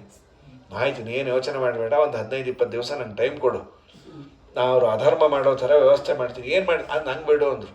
ಒಂದು 15 ದಿನ ಕೂತ್ಕೊಂಡು ಒಂದು ಪುಸ್ತಕ ಬರೆದರು, ಚಾರ್ವಾಕ ದರ್ಶನ. ಅವರೇ ಬರೆದಿದ್ದು. ನಾಸ್ತಿಕ ದರ್ಶನವನ್ನು ಬರೆದವರೇ ದೇವತಾ ಗುರುಗಳು ಬೃಹಸ್ಪತ್ಯಾಚಾರ್ಯರು. ದೇವರಿಲ್ಲ ಹೆಡ್ಡಿಂಗು, ಒಳಗಿನ ಕಂಟೆಂಟ್ಸ್ ಎಲ್ಲ ತುಂಬ ಚೆನ್ನಾಗಿದೆ. ಟೀಕಾರಾಯರು ನಮ್ಗೆ ನಾಸ್ತಿಕ ದರ್ಶನದ ಪುಸ್ತಕ ಓದಿಲ್ಲ. ಟೀಕಾರಾಯರು ವಿಷ್ಣು ತತ್ವ ನಿರ್ಣಯ ಗ್ರಂಥದಲ್ಲಿ ನಾಸ್ತಿಕ ದರ್ಶನವನ್ನು ಖಂಡನೆ ಮಾಡಬೇಕಾದ್ರೆ ಒಂದು 3-4 ವಾಕ್ಯಗಳು ಅವರ ದರ್ಶನದಲ್ಲಿದ್ದದ್ದನ್ನು ಬರೀತಾರೆ. ಭಸ್ಮೀಭೂತಸ್ಯ ದೇಹಸ್ಯ ಪುನರಾಗಮನಂ ಕುತಃ ತತ್ವನಿರ್ಣಯದಲ್ಲೂ ಇದೆ, ಸುಧಾದಲ್ಲೂ ಬರೀತಾರೆ. ಅವ್ರದ್ದು ಕಾರಿಕೆಗಳು, ಶ್ಲೋಕ. ನೀವು ಋಣಂ ಕೃತ್ವ ಘೃತಂ ಪಿಬೇತ್, ಸಾಲ ಮಾಡ್ರಿ, ಫಸ್ಟ್ ಕ್ಲಾಸು ತುಪ್ಪ ತಿನ್ನಿರಿ, ಒಟ್ಟು ಭೋಗಕ್ಕೆ ಸಾಲ ಮಾಡಿ ಸುಖವಾಗಿರಿ. ಯಾಕೆ ಒದ್ದಾಡ್ತೀರಿ? ಸಾಲ ಕೊಡದೇ ಇದ್ದರೆ ಕೊಟ್ಟವನು ಸತ್ತು ಹೋಗ್ತಾನೆ. ಅದಾಯ್ತು ರೀ, ಅಲ್ಲಿ ಯಮಲೋಕದಲ್ಲಿ ಬೆಂಡೆತ್ತಾರೆ, ಆಮೇಲೆ ಅವ್ರ ಮನೇಲಿ ನಾವು ಹುಟ್ಟಬೇಕು. ಏನು ಪೆದ್ದಾಗಿ ಮಾತಾಡ್ತೀರಿ? ಇಡೀ ಬೂದಿಯಾದ ಈ ದೇಹ ಬರೋದಲ್ಲಿ ಮಾಡೋದಲ್ಲಿ ದೇಹದಿಂದ ಅತಿರಿಕ್ತವಾದ ಒಬ್ಬ ಜೀವ ಇಲ್ಲೇ ಇಲ್ಲ. ಈ ದೇಹವೇ ಜೀವ. ಭಸ್ಮೀಭೂತಸ್ಯ ದೇಹಸ್ಯ ಪುನರಾಗಮನಂ ಕುತಃ. ಇವರೆಲ್ಲ ಸುಳ್ಳು. ಈ ವೈದಿಕರೆಲ್ಲ ಜೀವ ಒಬ್ಬ ಇದ್ದಾನೆ, ದೇಹ ಬೇರೆ, ಜೀವ ಬೇರೆ ಅಂತೆಲ್ಲ ಸುಳ್ಳು ಹೇಳ್ತಾ ಇದ್ದಾರೆ. ಸ್ವರ್ಗ ಇಲ್ಲ, ನರಕ ಇಲ್ಲ. ಸ್ವರ್ಗ ನರಕ ಇದೆ ಅಂದರೆ ಕೇಳ್ರಿ ಯಾವುದನ್ನ ಆಚಾರನ. ಹೋಗ್ಬರೋಣ, ಟು ಅಂಡ್ ಫ್ರೋ ಚಾರ್ಜ್ ನಂದೆ ಅಂತ. ಇಲ್ಲಪ್ಪ ನೀವು ಹೋದಾಗ ನಾವು ಊಟಕ್ಕೆ ಬರ್ತೀವಿ ಅಂತ ಅಷ್ಟೇ ವಿನಃ ನಿಮ್ಮ ಜೊತೆ ಸ್ವರ್ಗಕ್ಕೆ ಯಾರು ಬರಲ್ಲ. ಇದೇ ಚಾರ್ವಾಕ ದರ್ಶನದಲ್ಲಿ ದೇವರಿಲ್ಲ, ಇನ್ನೊಂದಿಲ್ಲ, ಮತ್ತೊಂದಿಲ್ಲ, ಕಣ್ಣಿಗೆ ಕಾಣದ ಯಾವ ಪದಾರ್ಥವೂ ಇಲ್ಲ, ಅತೀಂದ್ರಿಯವಾದದ್ದೇ ಇಲ್ಲ ಅಂತ ಅವ್ರದ್ದು. ಅತೀಂದ್ರಿಯ ಏನೇ ಇದ್ರೂ ಪ್ರತ್ಯಕ್ಷ ಒಂದೇ ಪ್ರಮಾಣ ಅಂತ ಅಂತಾರೆ ಅವರು. ಅದನ್ನು ಬರೆದಿಟ್ರು. ಇವರೆಲ್ಲ ಅದನ್ನು ಓದಿ ಅದನ್ನು ಫಾಲೋ ಮಾಡಿಬಿಟ್ರು. ಸಂಧ್ಯಾ ಅಂದರೆ ದೇವರು ಪೂಜೆ ಇವೆಲ್ಲ ಮಾಡೋದೇ ಪರಲೋಕದ ಸಾಧನೆ ಅಂತ. ಪರಲೋಕವೇ ಇಲ್ಲಾಂದ್ರೆ ಎಲ್ಲಿ ಸಾಧನೆ? ಯಾವಾಗ ಅಧಾರ್ಮಿಕರಾದರೂ ಇಂದ್ರದೇವರು ಬಂದು ಒಂದೇ ಒಂದು ಏಟಿಗೆ ಎಲ್ಲರನ್ನು ಒದ್ದು ಕಳಿಸ್ಬಿಟ್ರು. ಅಂದರೆ ಧರ್ಮ ಸರಿಯಾಗಿ ಆಚರಣೆ ಮಾಡ್ತಾ ಇದ್ರೆ ಅದೇ ನಮ್ಮನ್ನು ರಕ್ಷಣೆ ಮಾಡತ್ತೆ ಅಂತ. ಧರ್ಮೋ ರಕ್ಷತಿ ರಕ್ಷಿತ ಅಂತ. ಇವತ್ತು ಇದು ಸುಳ್ಳ? ಹೌದು ಅಲ್ಲ, ಎರಡೂ ಹೌದು. ಯಾಕೆ ಅಂದರೆ ನಮ್ಮನ್ನು ನಾವು ಧಾರ್ಮಿಕರು ಸರ್ಟಿಫೈ ಮಾಡ್ಕೊಂಡಿದ್ದೇವೆ, ಪೂರ್ಣ ಪ್ರಮಾಣದ ಧರ್ಮವನ್ನು ನಾವು ಮಾಡ್ತಾ ಇಲ್ಲ, ಅದೊಂದಿದೆ. ಇದಕ್ಕೆ ಕೌಂಟರ್ ಆಗಿ ಅಧಾರ್ಮಿಕರು ತುಂಬ ಮೇಲು ಬೇರೆ ಇದ್ದಾರೆ. ಮತ್ತು ಇಲ್ಲಿ ಏನು ಅಂದರೆ ಧರ್ಮ ನಮ್ಮನ್ನು ರಕ್ಷಣೆ ಮಾಡತ್ತೆ ಅನ್ನೋದರ ಅಭಿಪ್ರಾಯ ನಾವಿವತ್ತು ಏನು ಮಾನದಂಡ ಅಂತ ಸ್ಕೇಲ್ ಆಗಿ ಇಟ್ಕೊಂಡಿದ್ದೀವಿ, ಲೌಕಿಕವಾಗಿ ಔನ್ನತ್ಯ, ಇದನ್ನು ಶಾಸ್ತ್ರ ಬಹಳ ದೊಡ್ಡ ಔನ್ನತ್ಯ ಅಂತ ಕರೆದಿಲ್ಲ. ಅದೇ ದೊಡ್ಡ ಸಮಸ್ಯೆ ಆಗಿರೋದು. ನಮ್ಮ ಸ್ವಾಮಿಗಳು ಮೇಲಿಂದ ಮೇಲೆ ಒಂದು ಉಪನ್ಯಾಸದಲ್ಲಿ ಎಕ್ಸಾಂಪಲ್ ಕೊಡ್ತಾ ಇರ್ತಾರೆ. ಇವತ್ತು ಒಬ್ಬ ಲೌಕಿಕವಾಗಿ ಒಂದು 3-4 ಕಾರು, 4-5 ಮನೆ, ದುಡ್ಡು, ಕಾಸು, ಚಪ್ಪಾಳೆ ಹಾಕಿದ್ರೆ ಅವನಿಗೆ ಆಳು ಕಾಳು ಲಕ್ಸುರಿ ಆಗಿದ್ದಾನೆ. ಅವನು ನೋಡಿ ಅಂತಾರೆ, ನಿಜವಾಗ್ಲೂ ಇದ್ರೆ ಹಾಗಿರ್ಬೇಕ್ರಿ ಬದುಕಿದ್ರೆ, ಏನು ರಾಜರಿದ್ದಾಗಿದೆ ಪುಣ್ಯ ಅಂತ. ಎಸ್, ಈ ಸ್ಟೇಟಸ್ಸನ್ನು ದೇವರು ನನಗೆ ಕೊಡಬೇಕಾದರೆ ನಾನೊಂದಿಷ್ಟು ಪುಣ್ಯವನ್ನು ದೇವರಿಗೆ ಒತ್ತೆ ಇಟ್ಟರೆ ಅವನು ಕೊಡೋದು. ಪುಕ್ಕಟ್ಟೆ ದೇವರು ಯಾವುದನ್ನು ಕೊಡೋದಿಲ್ಲ. ಆಯಿತು, ಎಷ್ಟು ನಾನು ಪುಣ್ಯವನ್ನು ಖರ್ಚು ಮಾಡಿದರೆ ಇಷ್ಟೆಲ್ಲ ಬರುತ್ತೆ. ಇದು ಒಬ್ಬನ ಸ್ಟೇಟಸ್. ಇನ್ನೊಬ್ಬ ಇದ್ದಾನೆ, ಅವನಿಗೇನು ತಿನ್ನಲಿಕ್ಕೆ ಉಣ್ಲಿಕ್ಕೆ ಅಂಥ ಲಕ್ಸುರಿ ಏನಿಲ್ಲ, ಯಾವುದೋ ಒಂದು ಹಳೆ ಮನೆಯಲ್ಲಿ ಇದ್ದಾನೆ, ಯಾರೋ ಕೊಟ್ಟಿದ್ದಾರೆ. ಅವನಿಗೇನಂದರೆ ಚೆನ್ನಾಗಿ ಶಾಸ್ತ್ರವನ್ನು ಓದಿಯಾನೆ, ಒಂದು 4-6 ಮಕ್ಕಳನ್ನು ಇಟ್ಕೊಂಡು ಪಾಠ ಹೇಳ್ತಾನೆ. ಅವನಿಗೇನಂಥ ಮಾರ್ಕೆಟಿಂಗ್ ಇಲ್ಲ, ಹೆಚ್ಚು ಗೊತ್ತಿಲ್ಲ, ಆದರೆ ಅವನಿಗೆ ದೇವರು ಒಂದು ಕಂಟೆಂಟ್ನೆಸ್ ಕೊಟ್ಟಿಯಾನೆ. ಶಾಸ್ತ್ರದ ಪಾಠ ಪ್ರವಚನ ಮಾಡೋದೇ ಒಂದು ತೃಪ್ತಿ ಕೊಟ್ಟಿಯಾನೆ. ಒಂದು 2-3 ಗಂಟೆ ಪೂಜೆ ಮಾಡ್ತಾನೆ, ಏನೋ ಒಂದು ಆನಂದದಿಂದ ಇದ್ದಾನೆ. ನೋಡೋರಂತಾರೆ ಪೆದ್ದ ನೀವು ಅಷ್ಟೇ ಹಾಳಾಗೋದ್ರೆ ಬಿಡ್ರಿ, ನಿಮ್ಗೆ ಏನು ಗೊತ್ತು, ಬಾವಿ ಕಟ್ಟೆ ಬಿಟ್ರೆ ದೇವ್ರ ಕಟ್ಟೆ ಬಿಟ್ರೆ ತುಳಸಿ ಕಟ್ಟೆ, ಹಾಗೆ ಇಡೋದು ನೀವು ಒದ್ದೆ ಬಟ್ಟೆ, ನಿಮ್ಮನ್ನು ಕಟ್ಕೊಂಡು ನಾ ಕೆಟ್ಟೆ ಅಂತ ಮನೆಯವರು ಅಂದು. ಸೊ ಹೀಗೆ 2 ವರ್ಗ ಇದೆ. ಒಬ್ಬ ಪಾಠ ಪ್ರವಚನ ಮಾಡಿ ಅದರಲ್ಲಿ ತೃಪ್ತನಾಗಿದ್ದಾನೆ. He doesn't have any luxury. ಯಾರೋ ಅಂದ್ಕೊಂಡು ನಾನು ಬದ್ರಿಗೆ ಹೋಗಬೇಕು ಅಂತ ತಕ್ಷಣ ಫ್ಲೈಟ್ ಟಿಕೆಟ್ ಮಾಡಿಸೋರು. ಇವನು ಅಂದ್ಕೊಂಡ, ಯಾಕೆ ನೀವು ಹೋಗಲಿಲ್ಲ? ನನಗೆ ಪುರುಸೊತ್ತೂ ಇಲ್ಲ, ಹಣವೂ ಇಲ್ಲ. ಅವರು ಫ್ಲೈಟಲ್ಲಿ ಹೋಗಿ ಬರೋ ಅಷ್ಟು ನಾನು ಈ ಟ್ರೈನಲ್ಲಿ 6-8 ದಿನ ಹೋದರೆ ಇಲ್ಲಿ ಹುಡುಗರು ಪಾಠ ಹೋಗುತ್ತೆ, ಫ್ಲೈಟಲ್ಲಿ ಹೊರಟೋಗಿ ಅಷ್ಟು ದುಡ್ಡು ಕಾಸು ಇಲ್ಲ, ಸ್ಪಾನ್ಸರ್ ಮಾಡೋರು ಯಾರೂ ಇಲ್ಲ. ಸುಮ್ಮನೆ ಯಾಕೆ ಹೊರೆ? ತತ್ರ ಇವಾಗ ಗಂಗಾ ಯಮುನಾ ಸರಸ್ವತಿ, ಎಲ್ಲಿ ಹರಿಕಥಾ ಪ್ರಸಂಗವೋ ಅಲ್ಲೇ ಗಂಗಾ ಯಮುನಾ ಎಲ್ಲ ಇದೆ ಅಂತ ನಾನು ಅನ್ಸಂದ. ಹೀಗೆ ಪ್ರಾಮಾಣಿಕವಾಗಿ ಒಬ್ಬ ಇದ್ದಾನೆ. ಲೋಕದಲ್ಲಿ ನಾವು ಯಾರನ್ನು ಆಪ್ಟ್ ಮಾಡ್ಕೊಳ್ತೇವೆ? ಈ ತುಂಬ ಪಾಠ ಪ್ರವಚನ ಮಾಡಿಕೊಂಡು ಯಾರೋ ಸ್ವಲ್ಪ ದಾರಿದ್ರ್ಯದಲ್ಲಿದ್ದಾರೆ, ಇಲ್ಲಪ್ಪ ಪಾಪ ಅವ್ರು ಹಾಗೇ ಇರಬೇಕು, ಅದಕ್ಕೆ ನಾವು ನಮ್ಮ ಮಗಳನ್ನು ತೋರಿಸಿಲ್ಲ ಅವ್ರಿಗೆ. ಇವ್ರು ನೋಡಿ, ಹೀಗಂದ್ರೆ ಕಾರು, ಹಾಗಂದ್ರೆ ಕಾರು. ಇವತ್ತು ಈ ಪ್ರತಿಯೊಬ್ಬ ನಾನಾದರೂ ಮಾಡೋದದೆ. ಸರಿ, ಇಬ್ಬರಿಗೂ ದೇವರು ಆ ಸ್ಥಿತಿಯನ್ನು ಕೊಡಲಿಕ್ಕೆ ಒಂದಿಷ್ಟು ಪುಣ್ಯವನ್ನು ನಮ್ಮಿಂದ ತಗೊಳ್ತಾನಂತೆ. ಈ ಎಲ್ಲ ಆಳು ಕಾಳು, ದುಡ್ಡು ಕಾಸು, ಮನೆ ಮಠ ಎಲ್ಲ ಇದ್ದವನಿಗೆ ದೇವರು ಎಷ್ಟು ಪುಣ್ಯವನ್ನು ತೆಗೆದುಕೊಂಡೇನು ಇದೆಲ್ಲ ಕೊಡಲಿಕ್ಕೆ? ಅದು ಒಂದು ಸುಮ್ಮನೆ ಫಿಗರ್ ನಮಗೆ ಗೊತ್ತಾಗಲಿ ಅಂತ ಹೇಳಿರೋದು. 1 ರೂಪಾಯಿ ಪುಣ್ಯವನ್ನು ಮಾತ್ರ ತಗೊಂಡೇನಂತ. ಅದೇ ಈ ಪಾಠ ಪ್ರವಚನ ಮಾಡಿ 10 ಜನ ವಿದ್ಯಾರ್ಥಿಗಳನ್ನು ಚೆನ್ನಾಗಿ ತಯಾರು ಮಾಡಿ ದೇವರಿಗಾಗಿ ಜೀವನವನ್ನು ಮೀಸಲಿಟ್ಟಿಯಾನಲ್ಲ, ಅವನಿಂದಾನು ಪುಣ್ಯ ತಗೊಂಡೇನು. ಎಷ್ಟು? ಒಂದು 100 ರೂಪಾಯಿ ಪುಣ್ಯ ತೊಗೊಂಡಿದ್ದಾನೆ, ಅಥವಾ 1000 ರೂಪಾಯಿ ಪುಣ್ಯ ತೊಗೊಂಡು. ಇದೇನ್ರಿ ಇದು? 1000 ರೂಪಾಯಿ ಪುಣ್ಯ ತೊಗೊಂಡು ಹೀಗಿಡೋದ? ಅಣ್ಣ, ಅದು ಪರಲೋಕದ ಸಾಧನೆ. ಅದು ಇದು ಏನಿದ್ರು ಇಲ್ಲೇ ರೆಕರಿಂಗ್ ಆಗತ್ತೆ, ಮತ್ತೆ ಗರ್ಭದಲ್ಲಿ ಬರ್ತಾನೆ, ಮತ್ತೆ ಒದ್ದಾಡ್ತಾ ಇರ್ತಾನೆ. ಅವನು ಹಾಗಲ್ಲ. ಅದಕ್ಕೆ ಒಬ್ಬ ಋಷಿಗಳು 3 ಜನಕ್ಕೆ ಆಶೀರ್ವಾದ ಮಾಡಿದ್ರು. 3 ಜನ ಮಕ್ಕಳು, ಸಮಾನ ವಯಸ್ಕರು, 10-11 ವರ್ಷದವರು. ಒಬ್ಬ ರಾಜನ ಮಗ, ಒಬ್ಬ ಋಷಿಯ ಮಗ, ಇನ್ನೊಬ್ಬ ಸಾಮಾನ್ಯ ಸಂಸಾರಿಯ ಮಗ. ರಾಜಪುತ್ರ ಚಿರಂಜೀವ, ರಾಜಪುತ್ರನೇ ನೀನು ಚಿರಂಜೀವಿ ಆಗು ಅಂತ. ಈ ಋಷಿಕುಮಾರ ಬಂದ, ಆದಷ್ಟು ನೀನು ಬೇಗ ಹೋಗು ಅಂದರು. ಆ ಇನ್ನೊಬ್ಬ ಬಂದ ಸಂಸಾರಿ ಮಗ, ನಮಸ್ಕಾರ ಮಾಡಿದ್ರೆ ನೀ ಹೇಗೆ ಬೇಕಾರಿರಪ್ಪ ಅಂದರು. ಅವ್ರು ಕೇಳಿದ್ರು ಶಿಷ್ಯರು, ಸ್ವಾಮಿ ಒಬ್ಬೊಬ್ರಿಗೂ ಒಂದೊಂದು ಥರ ಮಾಡಿದ್ರಲ್ಲ, ಆ ರಾಜಪುತ್ರನಿಗೆ ಯಾಕೆ ಚಿರಂಜೀವ ಅಂದರೆ ಅವನು ಏನಿದ್ರು ಇಲ್ಲಿ ಮಾತ್ರ ಸುಖ, ಅಲ್ಲಿ ಹೋದ್ಮೇಲೆ ಬೆಂಡ್ ಎತ್ತಿಸ್ಕೋತಾನ ಅವನು, ಅದರಿಂದ ಇದ್ದಷ್ಟು ದಿನ ಇಲ್ಲಿ ಸುಖ ಪಟ್ಬಿಡು. ಈ ಋಷಿಕುಮಾರ ಇವನು ವ್ರತ ನಿಯಮ ಅದು ಇದು ಮಾಡಿ ಮಾಡಿ ಮಾಡಿ ಮಾಡಿ ದೇವತೆಗಳಿಗೆ ಸಾಕಾಗಿ ಹೋಗಿದೆ, ಇವನು ಇನ್ನೆಷ್ಟು ನಾವು ಒಳ್ಳೊಳ್ಳೆ ಲೋಕ ಅಲಾಟ್ ಮಾಡಬೇಕು ಅಂತ ಸಾಕು ನೀ ಕಷ್ಟಪಟ್ಟಿದ್ದು, ಅಲ್ಲಿ ಹೋಗು ಪುಣ್ಯದ ರಾಶಿ ರಾಶಿ ಕಾದಿದೆ ಅಂತ. ಈ ಸಂಸಾರಿ ಮಗ ಇದು ಎಡಬಿಡಂಗೆ ಹುಚ್ಚುಕೊಂಡೇದೆ. ಇವನು ಮಾಡ್ಲಿಕ್ಕೆ ಮನಸ್ಸಿಲ್ಲ, ಬಿಡ್ಲಿಕ್ಕೆ ಧೈರ್ಯ ಇಲ್ಲ. ಸಂಧ್ಯಾವಂದನೆ ಮಾಡ್ತಾ ಏನೋ ನಮ್ಮ ಅಪ್ಪ ಅಮ್ಮ ಹೊಡ್ಕೋತಾರೆ ಅಂತ ಏನೋ ಮಾಡಿರ್ತೀನಿ, ಎಲ್ಲಿ ಮುಗಿಸ್ತೀನೋ ಎಲ್ಲಿ ನಿಲ್ಲಿಸ್ತೀನೋ ಗೊತ್ತಾಗ್ತಾ ಇಲ್ಲ ಅಂತೂ ದೇವರು ಮುಗಿಸಿದ್ದಕ್ಕೆ ಸಂತೋಷ ಪಡ್ತಾನೆ. ಅಂತ ದಿನ ಸ್ವಪ್ನದಲ್ಲಿ ಬಂದು ನೀ ಸಂಧ್ಯಾವಂದನೆ ಮಾಡೋದಕ್ಕಿಂತ ಬಿಡೋದೇ ಒಳ್ಳೆಯದು ಕೂಸು, ಎಲ್ಲೆಲ್ಲೋ ಏನೋ ಮಾಡ್ತೆ ಅಂತ. ಹಾಗಾಗಿ ನೀನು ಎಡಬಿಡಂಗೆ, ನೀ ಎಲ್ಲಿದ್ರು ಇಲ್ಲೂ ಅನುಭವಿಸೋದೆ ಅಲ್ಲೂ ಅನುಭವಿಸೋದೆ ಅಂತ. ಹಾಗಾಗಿ ಪುಣ್ಯ ಯಾವುದು ನಮಗೆ ಪರಲೋಕಕ್ಕೆ ಸಾಧನೆ, ಯಾವುದು ನಮ್ಮ ಪುಣ್ಯ ಭಗವದ್ ದರ್ಶನಕ್ಕೆ ಅಪರೋಕ್ಷ ಜ್ಞಾನಾದಿಗಳಿಗೆ ಸಾಧನೆ, ಅದನ್ನೇ ಶಾಸ್ತ್ರದಲ್ಲಿ ಸಾಧನೆ ಅಂತ ಕರೆದದ್ದು. ದುರಂತ ಏನಾಗಿದೆ ಅಂದರೆ ಇವತ್ತು ನಾವು ಲೌಕಿಕವಾಗಿ ತುಂಬ ಮೇಲಿರುವುದನ್ನು ದೊಡ್ಡದು ಅಂದ್ಕೊಂಡಿದ್ದೀವಿ. ಲೌಕಿಕವಾಗಿ ಮೇಲಿರೋದು ಅಂತಾದರೆ ಇವತ್ತು ರಾಘವೇಂದ್ರ ಸ್ವಾಮಿಗಳ ಪಟ್ಟಾಭಿಷೇಕ ಆದ ದಿವಸ ಪ್ರಪಂಚಕ್ಕೆ ಬೇಡಿದ್ದನ್ನು ಕೊಡುವಂಥ ಮಹಾನುಭಾವರು ಅವರ ಪೂರ್ವಾಶ್ರಮದಲ್ಲಿ ಒಪ್ಪತ್ತಿಗೆ ಗತಿ ಇಲ್ಲದೆ ಇದ್ದರು. ಅವರೇನಾದರೂ ತಮ್ಮ ಕಾಮ್ಯಕರ್ಮವನ್ನು ಮಾಡಿ ಒಂದಿಷ್ಟು ಪುಣ್ಯವನ್ನೇನಾದರೂ ದೇವರಿಗೆ ನಾನು ಕೊಡ್ತೇನೆ ನನಗೆ ಕೊಡು ಅಂದಿದ್ರೆ ಮೊದಲನೇ ಗೋಲ್ಡನ್ ಟೆಂಪಲ್ಲು ಮಂತ್ರಾಲಯವೇ ಆಗಿರೋದು. ಅವ್ರು ಏನೂ ಬೇಡ, ಹರಿಪಾದ ಕಂಜ ನಿಷೇವಣ ಲಬ್ಧ ಸಮಸ್ತ ಸಂಪತ್ತೆ. ಆ ತ್ಯಾಗ ಮಾಡಿದ್ದಕ್ಕೆ ಆ ಪುಣ್ಯಾತ್ಮರು ಏನಾದರು ಅಂದರೆ ಇವತ್ತು ಎಲ್ಲರಿಗೂ ಕೊಡುವಂತಹ ಬಹಳ ಎತ್ತರಕ್ಕೆ ಏರಿ ಕೂತ್ಬಿಟ್ರು. ಯಾರೇ ಅವರ ಹತ್ರ ಹೋದಾಗ ರಾಯರ ಹತ್ರ ಹೋಗಿ ನಮಗೆ ಇಲ್ಲ ಅನ್ನೋ ಮಾತು, ರಾಯರ ಡಿಕ್ಷನರಿಯಲ್ಲಿ ಇಲ್ಲ ಅನ್ನೋ ಪದವನ್ನೇ ಡಿಲೀಟ್ ಮಾಡಿಬಿಟ್ಟಾರಂತೆ. ಯಾರೇ ಬರಲಿ ಏನೇ ಒಂದು ಕೊಟ್ಟು ಕಳಿಸ್ತೀನಿ, ಕಾನ್ಸೋಲೇಷನ್ ಪ್ರೈಸ್ ಆದರೂ ಕೊಟ್ಟು ಕಳಿಸ್ತೀನಿ. ಇದು ನಿಮಗೆಲ್ಲ ಬಂದದ್ದು ಹೇಗೆ? ಇದು ನಂದಲ್ಲಪ್ಪ, ನಾನು ಪರಮಾತ್ಮನ GPA ಹೋಲ್ಡರ್ ಅಷ್ಟೇ. ಹರಿಪಾದ ಕಂಜ ಇದೆಲ್ಲ ತಿಮ್ಮಪ್ಪಂದು, ನಮ್ಮಪ್ಪಂದಲ್ಲ.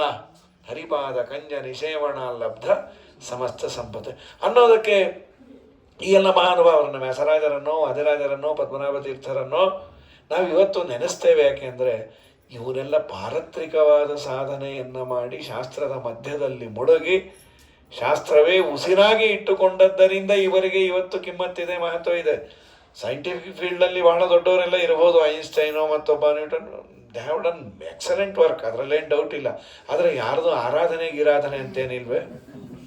ಯಾರಿಗೆ ಐನ್ಸ್ಟೈನ್ಗೆ ಪ್ರದಕ್ಷಿಣೆ ಹಾಕಿದೆ, ನನಗೆ ಯಾವುದೋ ಡಿರೈವೇಶನ್ ಹೊಳೀತು, ದೇವರಾನೇ ಏನೂ ಹೊಳೆಯಿಲ್ಲ.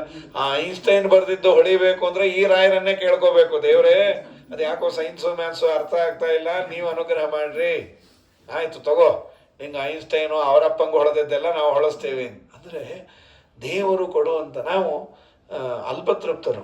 ಐಹಿಕವಾಗಿ ಚೂರುಪಾರು ಕೊಟ್ಟರೆ ಅದನ್ನೇ ದೊಡ್ಡದು ಅನ್ಕೊಂಡ್ಬಿಡ್ತೀವಿ. ಅದು ಯಾವುದೋ ಅಲ್ಲೇ ಅಲ್ಲ, ಅದನ್ನು ಮೀರಿದ್ದು ಸಾವಿರಾರು ಜನಕ್ಕೆ ಒಳ್ಳೆಯದನ್ನು ಮಾಡುವಂಥ ಅದ್ಭುತವಾದ ವ್ಯಕ್ತಿತ್ವ ಇದೆಯಲ್ಲ, ಅದು ಬರಬೇಕಾದರೆ ಇದರಿಂದ ಸಾಧ್ಯ ಇದೆ.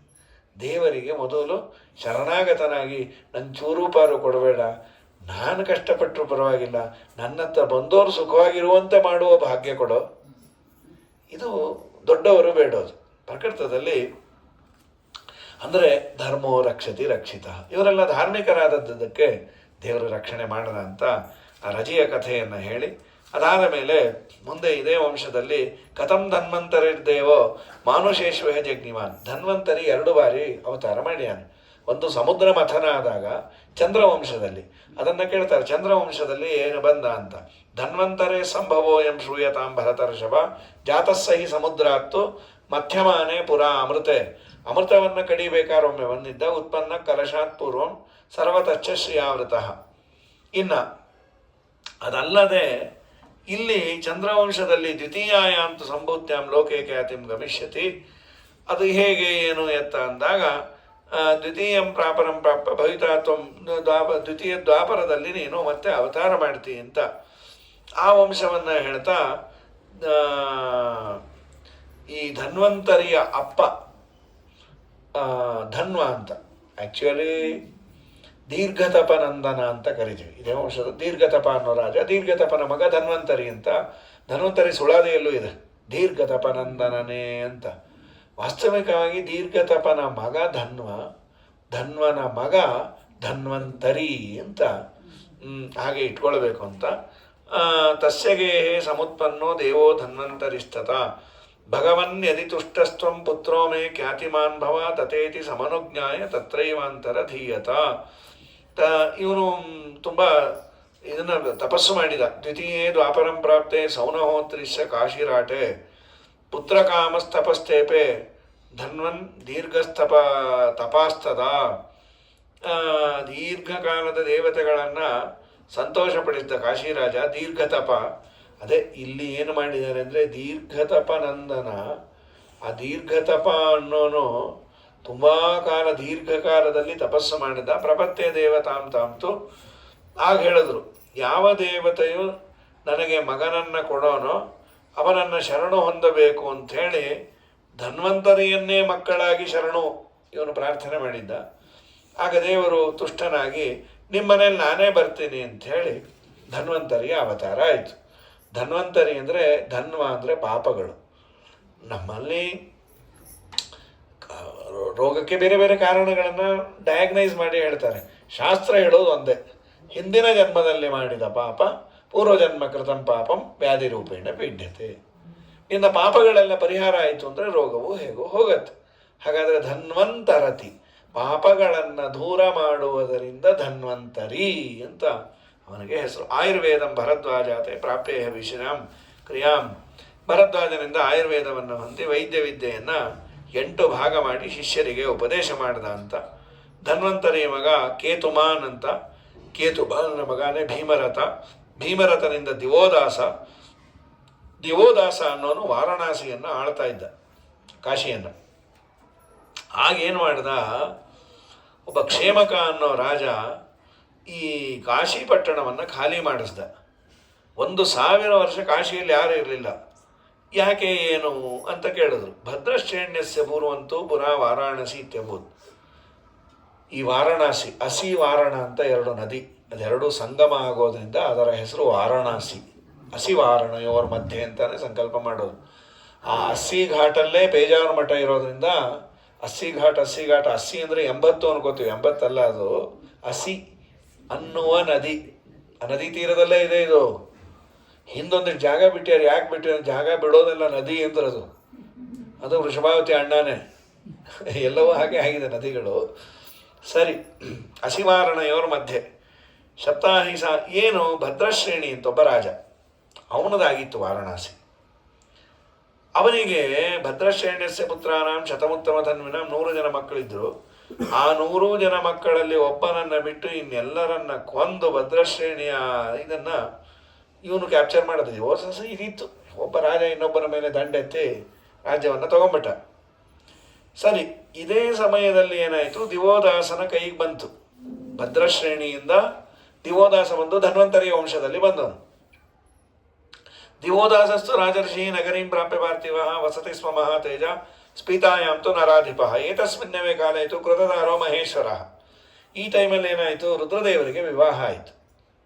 ಪಾರ್ವತಿ ರುದ್ರದೇವರನ್ನು ಒಲಿಸಿಕೊಂಡು ಮದುವೆ ಆದಳು. ಈ ರುದ್ರದೇವರು ಏನು ಮಾಡಿದ್ರು, ಹೊಸ ಮನೆ ಮಾಡಲೇ ಇಲ್ಲ, ಮಾವನ ಮನೆಯಲ್ಲೇ ಬಂದು ಕೂತ್ಬಿಟ್ರು. ಇಲ್ಲರಿಕಂ ಏನೋ ಅಳಿಯ ಬಂದು ಕೂತ್ರೆ ವಾಸಿ, ಅವನ ಜೊತೆ ಅಳಿಯನ ಜೊತೆ ಗೆಳೆಯ ಅಂತ ಇವು ಭೂತಪ್ರೇತಗಳೆಲ್ಲ ಬಂದು ಕೂತ್ಬಿಟ್ರು. ಯಾರೇ ಆಗಲಿ ಬೇಜಾರಾಗತ್ತೆ. ಈಗ ತುಂಬ ತಪಸ್ಸು ಮಾಡಿ ಯಾರನ್ನೋ ಮದುವೆ ಆಗಿದ್ದಾಳೆ ಅಂದರೆ ಅಪ್ಪ ಅಮ್ಮಂಗೆ ಹೆಮ್ಮೆಯಿಂದ ಹೇಳ್ಕೊಂಡು, ನಮ್ಮ ಅಳಿಯ ಏನು ಗೊತ್ತಾ, ಇಂಜಿನಿಯರ್ ಇನ್ ಚೀಫ್ ಅಥವಾ ಡಾಕ್ಟ್ರು ಅಂತ ಹೇಳ್ಕೋಬೇಕು. ನಿಮ್ಮ ಅಳಿಯ ಏನು, ಅದೇ ಈ ಹುಚ್ಚು ಗ್ಯಾಂಗ್ಗೆ ಲೀಡರ್ ಅಂತ ಹೇಳಿ ಅದು ತುಚ್ಚ ಕಾಣೋದು. ರಾತ್ರಿ ಪಿಶಾಚಿಗಳಿಗೆ ರಾತ್ರೆಲ್ಲ ಆಗಲು, ಆ ರಾತ್ರಿ ಹೇಳೋದು, ಅವಳು ಅಪ್ಪಿ ತಪ್ಪಿ ಅವೇನಾದೇವಿ ಎದ್ದ ಕೆನ್ನೆ ಹಿಂಡೋದು ಅತ್ತೇ ಅನ್ನೋದು. ಮೈ ಹೊರದೋಯ್ತು, ಹುಚ್ಚುಚ್ಚಾಗಿ ಆಡಬೇಡ್ರು ಅಂತ, ನಾವು ಆಡೋದೇ ಹೀಗೆ ಅಂತ.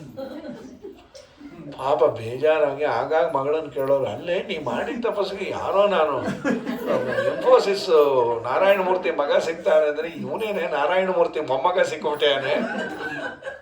ಏನು ಇವನನ್ನು ಈ ಮದುವೆ ಆಗಿದೆ ಹೀಗಿದೆ. ಅಮ್ಮ ಸುಮ್ಮನೆರಮ್ಮ, ನಂಗಂತೂ ಚೆನ್ನಾಗಿದ್ದಾರೆ. ಏನು ಚೆನ್ನಾಗಿದ್ದಾರ ಅಮ್ಮ, ನಿಜವಾಗಲೂ ಲವ್ ಈಸ್ ಬ್ಲೈಂಡ್ ಅನ್ನೋದು ನಿನ್ನೋಡೆ ಅನ್ಬೇಕು ಅಂತ. ಆಯ್ತು, ಈ ರುದ್ರದೇವರು ಬಿಡ್ತಾರ ಮೆತ್ತ ಕೇಳಿದ್ರು, ನಿಮ್ಮಮ್ಮ ಏನಂದ್ರು? ಇವರೇ ಮನೋಭಿಮಾನಿಗಳು. ಅವಳು ಪಾಪ ಬಿಟ್ಕೊಳ್ಳಿಲ್ಲ, ಯಾಕೆಂದ್ರೆ ಹಿಂದೆ ಸತೀದೇವಿ ಆದಾಗ ಅಪ್ಪ ತಲೆ ಹರಟೆ ಮಾಡಿದ ನಾ ಕೃಷ್ಣಾರ್ಪಣ ಆಗಿದ್ದೆ, ಈಗ ಅಮ್ಮನಿಂದ ಆಗಬಾರ್ದು. ನಮ್ಮಮ್ಮ ಹೇಳಿದ್ಲು ನಾನು ಎಷ್ಟು ಪುಣ್ಯ ಮಾಡಿದ್ದೆ, ನಾ ಯಾವ್ದಾನ ಆಚಾರಕ್ಕೆ ದಾನ ಧರ್ಮ ಕೊಡಬೇಕು ಅಂದ್ರೆ ಹುಡುಕೋ ಅಷ್ಟೇ ಇಲ್ಲ, ಮನೆಯಲ್ಲೇ ಸಂಕರಣಾಚಾರ ಅಂತ ಯಾವಾಗಲೂ ಕೂತಿರ್ತಾರೆ 24/7. ಹಾಗಾಗಿ ಕೆಲವು ದಿನ ಆದಮೇಲೆ ಅವಳಿಗೆ ಅನ್ನಿಸ್ತು, ಛೇ ಈ ಅಮ್ಮನ ಕೈಯಲ್ಲಿ ಅನ್ನಿಸ್ಕೊಂಡಿರೋದು ಬೇಡ. ಗಂಡನಿಗೆ ಹೇಳಿದ್ಲು, ನೋಡಿ ನೀವೇ ಈಗ ಒಂದು ಸೈಟ್ ನೋಡ್ರಿ, ಆದಷ್ಟು ಕಮ್ಮಿ ಇದ್ದಾಗ ಸೈಟ್ ತೊಗೊಂಡು ಮನೆ ಕಟ್ಟೋದು ಒಳ್ಳೆಯದು. ಯಾಕೆ ಚಿನ್ನ? ಅಮ್ಮನ ಮನೆ ನೋಡಿ ಬಂಧು ಬಳಗ ದೂರ ಇರಬೇಕು, ನೀರು ಹತ್ತಿರ ಇರಬೇಕು. ಆಯಿತು. ಅವರೊಬ್ಬ ಶಿಷ್ಯನಿಗೆ ಹೇಳಿದ್ರು, ಅಪ್ಪ ಶಿಷ್ಯ ನೀ ಹೋಗಿ ನನಗೆ ಸೂಟ್ ಆಗೋ ಸೈಟ್ ನೋಡ್ಕೊಂಬಾ. ಅವ್ನು ಸೀದಾ ಕಾಶಿಗೆ ಬಂದ. ಗಂಗಾ ಹರಿತಾ ಇತ್ತು, ಫಸ್ಟ್ ಕ್ಲಾಸ್ ಪವಿತ್ರ ಕ್ಷೇತ್ರ. ರಿಪೋರ್ಟ್ ಮಾಡಿದ್ರು, ಸ್ವಾಮಿ ಕಾಶಿ ಚೆನ್ನಾಗಿದೆ. ಕಾಶಿ ಚೆನ್ನಾಗಿದೆಯೋ ಖಾಲಿ ಇದೆಯಾ ಅಂದರು. ಖಾಲಿ ಇಲ್ಲ, ಅಲ್ಲೊಬ್ಬ ರಾಜ ಆಳ್ತೇನೆ, ಮತ್ತೆ ಹೇಗೆ ಬರಲಿ? ಏನು ಮಾಡಬೇಕು ಅಂದ್ರೆ ಅವನು ಒದ್ದು ಓಡಿಸು. ಹೊಡಿಲ್ಲ ಅಂದರೆ ಅವನು ಹೊಡಿಲಿಕ್ಕೆ ಹೋಗ್ಬೇಡ, ಮಹಾಸಮರ್ಥ ಅವನು, ದಿವೋದಾಸ. ಮತ್ತೇನು ಮಾಡಲಿ? ಇನ್ನೇನಾದರೂ ಉಪಾಯದಿಂದ ಓಡಿಸು. ನನಗೆ ಪೊಸಿಷನ್ ವೆಕೇಟ್ ಆದರೆ ನಾ ಬರ್ತೇನೆ ಇದು, ನೀವೇನು ಕಾಳಜಿ ಮಾಡಿಬಿಡ್ರಿ, ಒಂದು 15 ದಿನ ಟೈಮ್ ಕೊಡ್ರಿ ಇಂದು. 1 ತಿಂಗಳು ಟೈಮ್ ತೆಗೆದುಕೊಂಡು ಇವನೇನು ಮಾಡ್ದ, ಕಾಶಿಪಟ್ಟಣದಲ್ಲಿ ಒಬ್ಬ ಕ್ಷೌರಿಕನ ಸ್ವಪ್ನದಲ್ಲಿ ಬಿದ್ದ. ನಿಕುಂಭ ಅಂತ ಒಂದು ದೇವ ರುದ್ರಗಣ, ಅವನು ಸ್ವಪ್ನದಲ್ಲಿ ಕಾಣಿಸಿಕೊಂಡು ಒಂದು ಮಾತು ಹೇಳ್ದ, ನಿಮ್ಮೂರಿನ ಆಚೆ ಇರುವ ಒಂದು ದೇವತೆ ನಾನು, ಇವತ್ತೇ ಬಂದಿದ್ದೀನಿ, ನನ್ನನ್ನು ಹರಿಸಿಕೊಂಡ್ರೆ ನಿಮ್ಗೇನು ಬೇಕೋ ಅದಾಗತ್ತೆ ಅಂಥೇಳಿ ಸ್ವಪ್ನದಲ್ಲಿ ಲಿಂಗ ಕಾಣಿಸ್ತು. ಗೂಗಲ್ ಮ್ಯಾಪು ಹಾಕೊಟ್ಬಿಟ್ಟಿದ್ರು ಅವರು ಹೇಗೆ ಬರಬೇಕು ಅಂತ. ಆ ಕ್ಷೌರಿಕ ಬೆಳಗ್ಗೆ ಎದ್ದು ನೋಡ್ತಾನೆ, ಆ ಸ್ವಪ್ನದಲ್ಲಿ ಕಂಡಿದ್ದೆಲ್ಲ ಇದೆ. ಏನು ಆಶ್ಚರ್ಯವೋ, ಅದೇನು ಬೇಡ್ಕೊಂಡೋ ಏನೋ ಆಗ್ಬಿಡ್ತು ಅವನಿಗೆ. ಅದೇನು ಬೇಡ್ಕೊಂಡ ಅಂತ ಹೇಳಿಲ್ಲ. ಪ್ರಾಯ ಒಂದು 4 ಜನ ಕ್ಷೌರಕ್ಕೆ ಬರೋರು 40 ಜನ ಬಂದರು. ಆನಂದ ಆಗೋಯ್ತು ಅವನಿಗೆ. ಸಾಮಾನ್ಯ ಈ ದೇವತೆಗಳದ್ದೇನಾಗುತ್ತೆ, ಇದೇ ಮಾಡಿದೆ ಅಂದರೆ ಅದು ಬಾಯಿಂದ ಬಾಯಿಗೆ ಹರಡೋದು ಜಾಸ್ತಿ. ಈ ಗಣಪತಿ ಹಾಲು ಕುಡ್ದ ಅನ್ನೋದು ಎಷ್ಟೋದು BBC TV ಹೊರಟೋಗಿತ್ತು. ಆದಮೇಲೆ ಎಲ್ಲರ ಬಾಯಿಂದ ಬಾಯಿಗಾಯಿತು, ಎಲ್ಲರೂ ಬರೋರು, ಅದಕ್ಕೆ ಪ್ರದಕ್ಷಿಣೆ ಮಾಡೋರು, ಹರಿಸ್ಕೊಂಬೋರು, ಹೊರ ಬಿಡೋದು. ಹೀಗೆ ಜನ ಸೇರಿ ಬರೀ ಇಲ್ಲಿ ಬೀದಿಲಿರೋದು ಬೇಡ ಅಂತ ಒಂದು ಮಂಟಪ ಕಟ್ಟಿದ್ರು, ಒಂದು ದೇವಸ್ಥಾನ ಕಟ್ಟಿದ್ರು. ದೊಡ್ಡ ದೇವಸ್ಥಾನ ಕೂತು ಬಿಡ್ತದೆ. ಆ ದಿವೋದಾಸನಿಗೆ ಮಕ್ಕಳಾಗಿರಲಿಲ್ಲ. ಅವನಿಗೆ ಕರ್ಣಾಕರ್ಣಿಗಾಗಿ ಬಿತ್ತು, ಈಗೋ ಇತ್ತು. ನಾವೆಲ್ಲ ಇವ್ರು ಯಾರ್ಯಾರೋ ಕಟ್ಟಿ ದೇವಸ್ಥಾನಕ್ಕೆ ಹೋಗೋದು, ಆ ಹೆಂಡತಿ ಅಂದಾಗ ಬಾಯಿ ಮುಚ್ಕೊಂಡಿರ್ರಿ, ಹೋಗಿ ಕೇಳ್ಕೊಂಡ್ರೆ ಮಕ್ಕಳಾದ್ರೆ ಒಳ್ಳೆಯದು. ಅವ್ರು ಬಂದು ಪ್ರದಕ್ಷಿಣೆ ಮಾಡಿದ, 48 ದಿವಸ ವ್ರತ ಮಾಡಿದ, ಏನು ಸ್ವಪ್ನ ಇಲ್ಲ. ಅವನೇನು ಮಾಡ್ದ, ಇದು ದೇವ ಅಲ್ಲ ದೆವ್ವ ಅಂಥೇಳಿ ದೇವಸ್ಥಾನ ಹೊಡೆದ್ಬಿಟ್ಟ. ಅವನು ಅಪರಾಧ ಮಾಡಲಿ ಅಂತ ಅವನು ಕಾಯ್ತಾ ಇದ್ದ. ನಿಕುಂಭ, ಮಗನೇ ವರ ಕೊಡೋದು ಬಿಡೋದು ನಮಗೆ ಸಂಬಂಧಪಟ್ಟಿತ್ತು. ನಿನ್ನೇನು ನಾನು ಬೋರ್ಡ್ ಹಾಕ್ಕೊಂಡಿದ್ದ, ಇಲ್ಲಿ ಬಂದವ್ರಿಗೆಲ್ಲ ವರ ಗ್ಯಾರಂಟಿ ಅಂತ. ಈಗ ಬೇಡ ಅಂದರೆ ಬರಬಾರ್ದಾಗಿತ್ತು, ವರ ಆಗಿಲ್ಲ ಅಂತಂದರೆ. ಈಗ ಡಾಕ್ಟ್ರ್ ಹತ್ರ ಹೋಗ್ತೀವಿ, ರೋಗ ವಾಸಿ ಆಗಲಿಲ್ಲ ಅಂದರೆ ನಾಳೆ ಡಾಕ್ಟ್ರನ್ನೇ ಮುಗಿಸಿ ಬರ್ತೀನಿ ಅಂದರೆ ಇನ್ನೊಬ್ಬರ ಹತ್ರ ಹೋಗೋ, ನಿನ್ನ ಹಣೆ ಬರ ಅದು. 1000 ಜನಕ್ಕೆ ಅವರಿಂದ ಟ್ರೀಟ್ಮೆಂಟ್ ಆಗಿರುತ್ತೆ. Every rule as an exception. ಒಬ್ಬನಿಗೆ ಆಗದೆ ಇರ್ಬೋದು, ಅಥವಾ ನೀನು ಏನೇನು ಅಪತ್ಯ ಮಾಡಿದ್ದು, ಔಷಧಾನಿಗೆ ಅಪತ್ಯಾನಿಗೆ ಸರಿಪೋಯಿಂది, ರೋಗ ಮಿಗಿಲಿಪೋಯಿಂది ಅಂತ. ಸರಿ, ಇವನು ಯಾವಾಗ ಅವನ ಮನೆಗೆ ಮಾಡಿಸ್ದ, ನಿನಗೂ ನಾ ಶಾಪ ಕೊಡ್ತೀನಿ. ನಿನ್ನ ಊರಿನಲ್ಲಿ ಯಾರು ವಾಸ ಮಾಡೋದು ಬೇಡ 1000 ವರ್ಷ. ಕ್ಷೇಮಕ ಅನ್ನೋ ರಾಕ್ಷಸಂಗೆ ಆರ್ಡರ್ ಕೊಟ್ಟರು. ಅವನು ಬಂದು ಇಡೀ ಕಾಶಿಯಲ್ಲಿ ಇದ್ದವನ್ನೆಲ್ಲ ಹೊಡೆದು ಖಾಲಿ ಮಾಡಿಸ್ಬಿಟ್ಟ. ಹಾರಿಯಾಗಿ ಕೂತ್ಕೊಂಡ್ಬಿಡ್ತು. ಕ್ಷೇಮಕ ಅನ್ನೋ ಇವನಿಂದ ರುದ್ರದೇವರು ರಿಪೋರ್ಟ್ ಮಾಡಿದ, ಸ್ವಾಮಿ ಕಾಶಿ ವೆಕೇಟ್ ಆಗಿದೆ ಬನ್ನಿ. ಏನು ಆನಂದದಿಂದ ಬಂದರು ಗಂಗಾ ತೀರ. ರುದ್ರದೇವರು ಅಲ್ಲಿ ಬಂದು ಕೂತಾಗ ಏನು ಪಾರ್ವತಿಗೂ ತುಂಬ ಆನಂದ ಆಯಿತು. ವಾರ ಆದಮೇಲೆ ಅನ್ನಿಸ್ತು, ಅಯ್ಯೋ ಇದಕ್ಕಿನ್ನ ನಮ್ಮ ಅಮ್ಮನ ಮನೆಯೇ ವಾಸಿ. ಯಾಕೆ ದಿನ ಅಡುಗೆ ಮಾಡೋದು, ತೋಡೋದು, ಬಡಿಯೋದು, ತೊಳೆಯೋದು, ಯಾವನೋ ಹೇಳಿದ್ದು. ಅಲ್ಲಿ ಏನೋ ಅಮ್ಮ 1-2 ಮಾತು ಅನ್ನೋಳು, ಅದನ್ನು ಜಾಣಕ್ಕೆ ಬಿಡ್ತಾರ. ಅಮ್ಮ ಹೋಗಮ್ಮ ಸುಮ್ಮನಿರು, ನಿಮಗೆ ನಾವು ಬಿಟ್ಟರೆ ಯಾರಿದ್ದೀವಿ, ಇರ್ತೀವಿ ಏನಂತೆ ಅಂತ ಅಂದ್ಬಿಟ್ರೆ ಆಗಿರೋದು.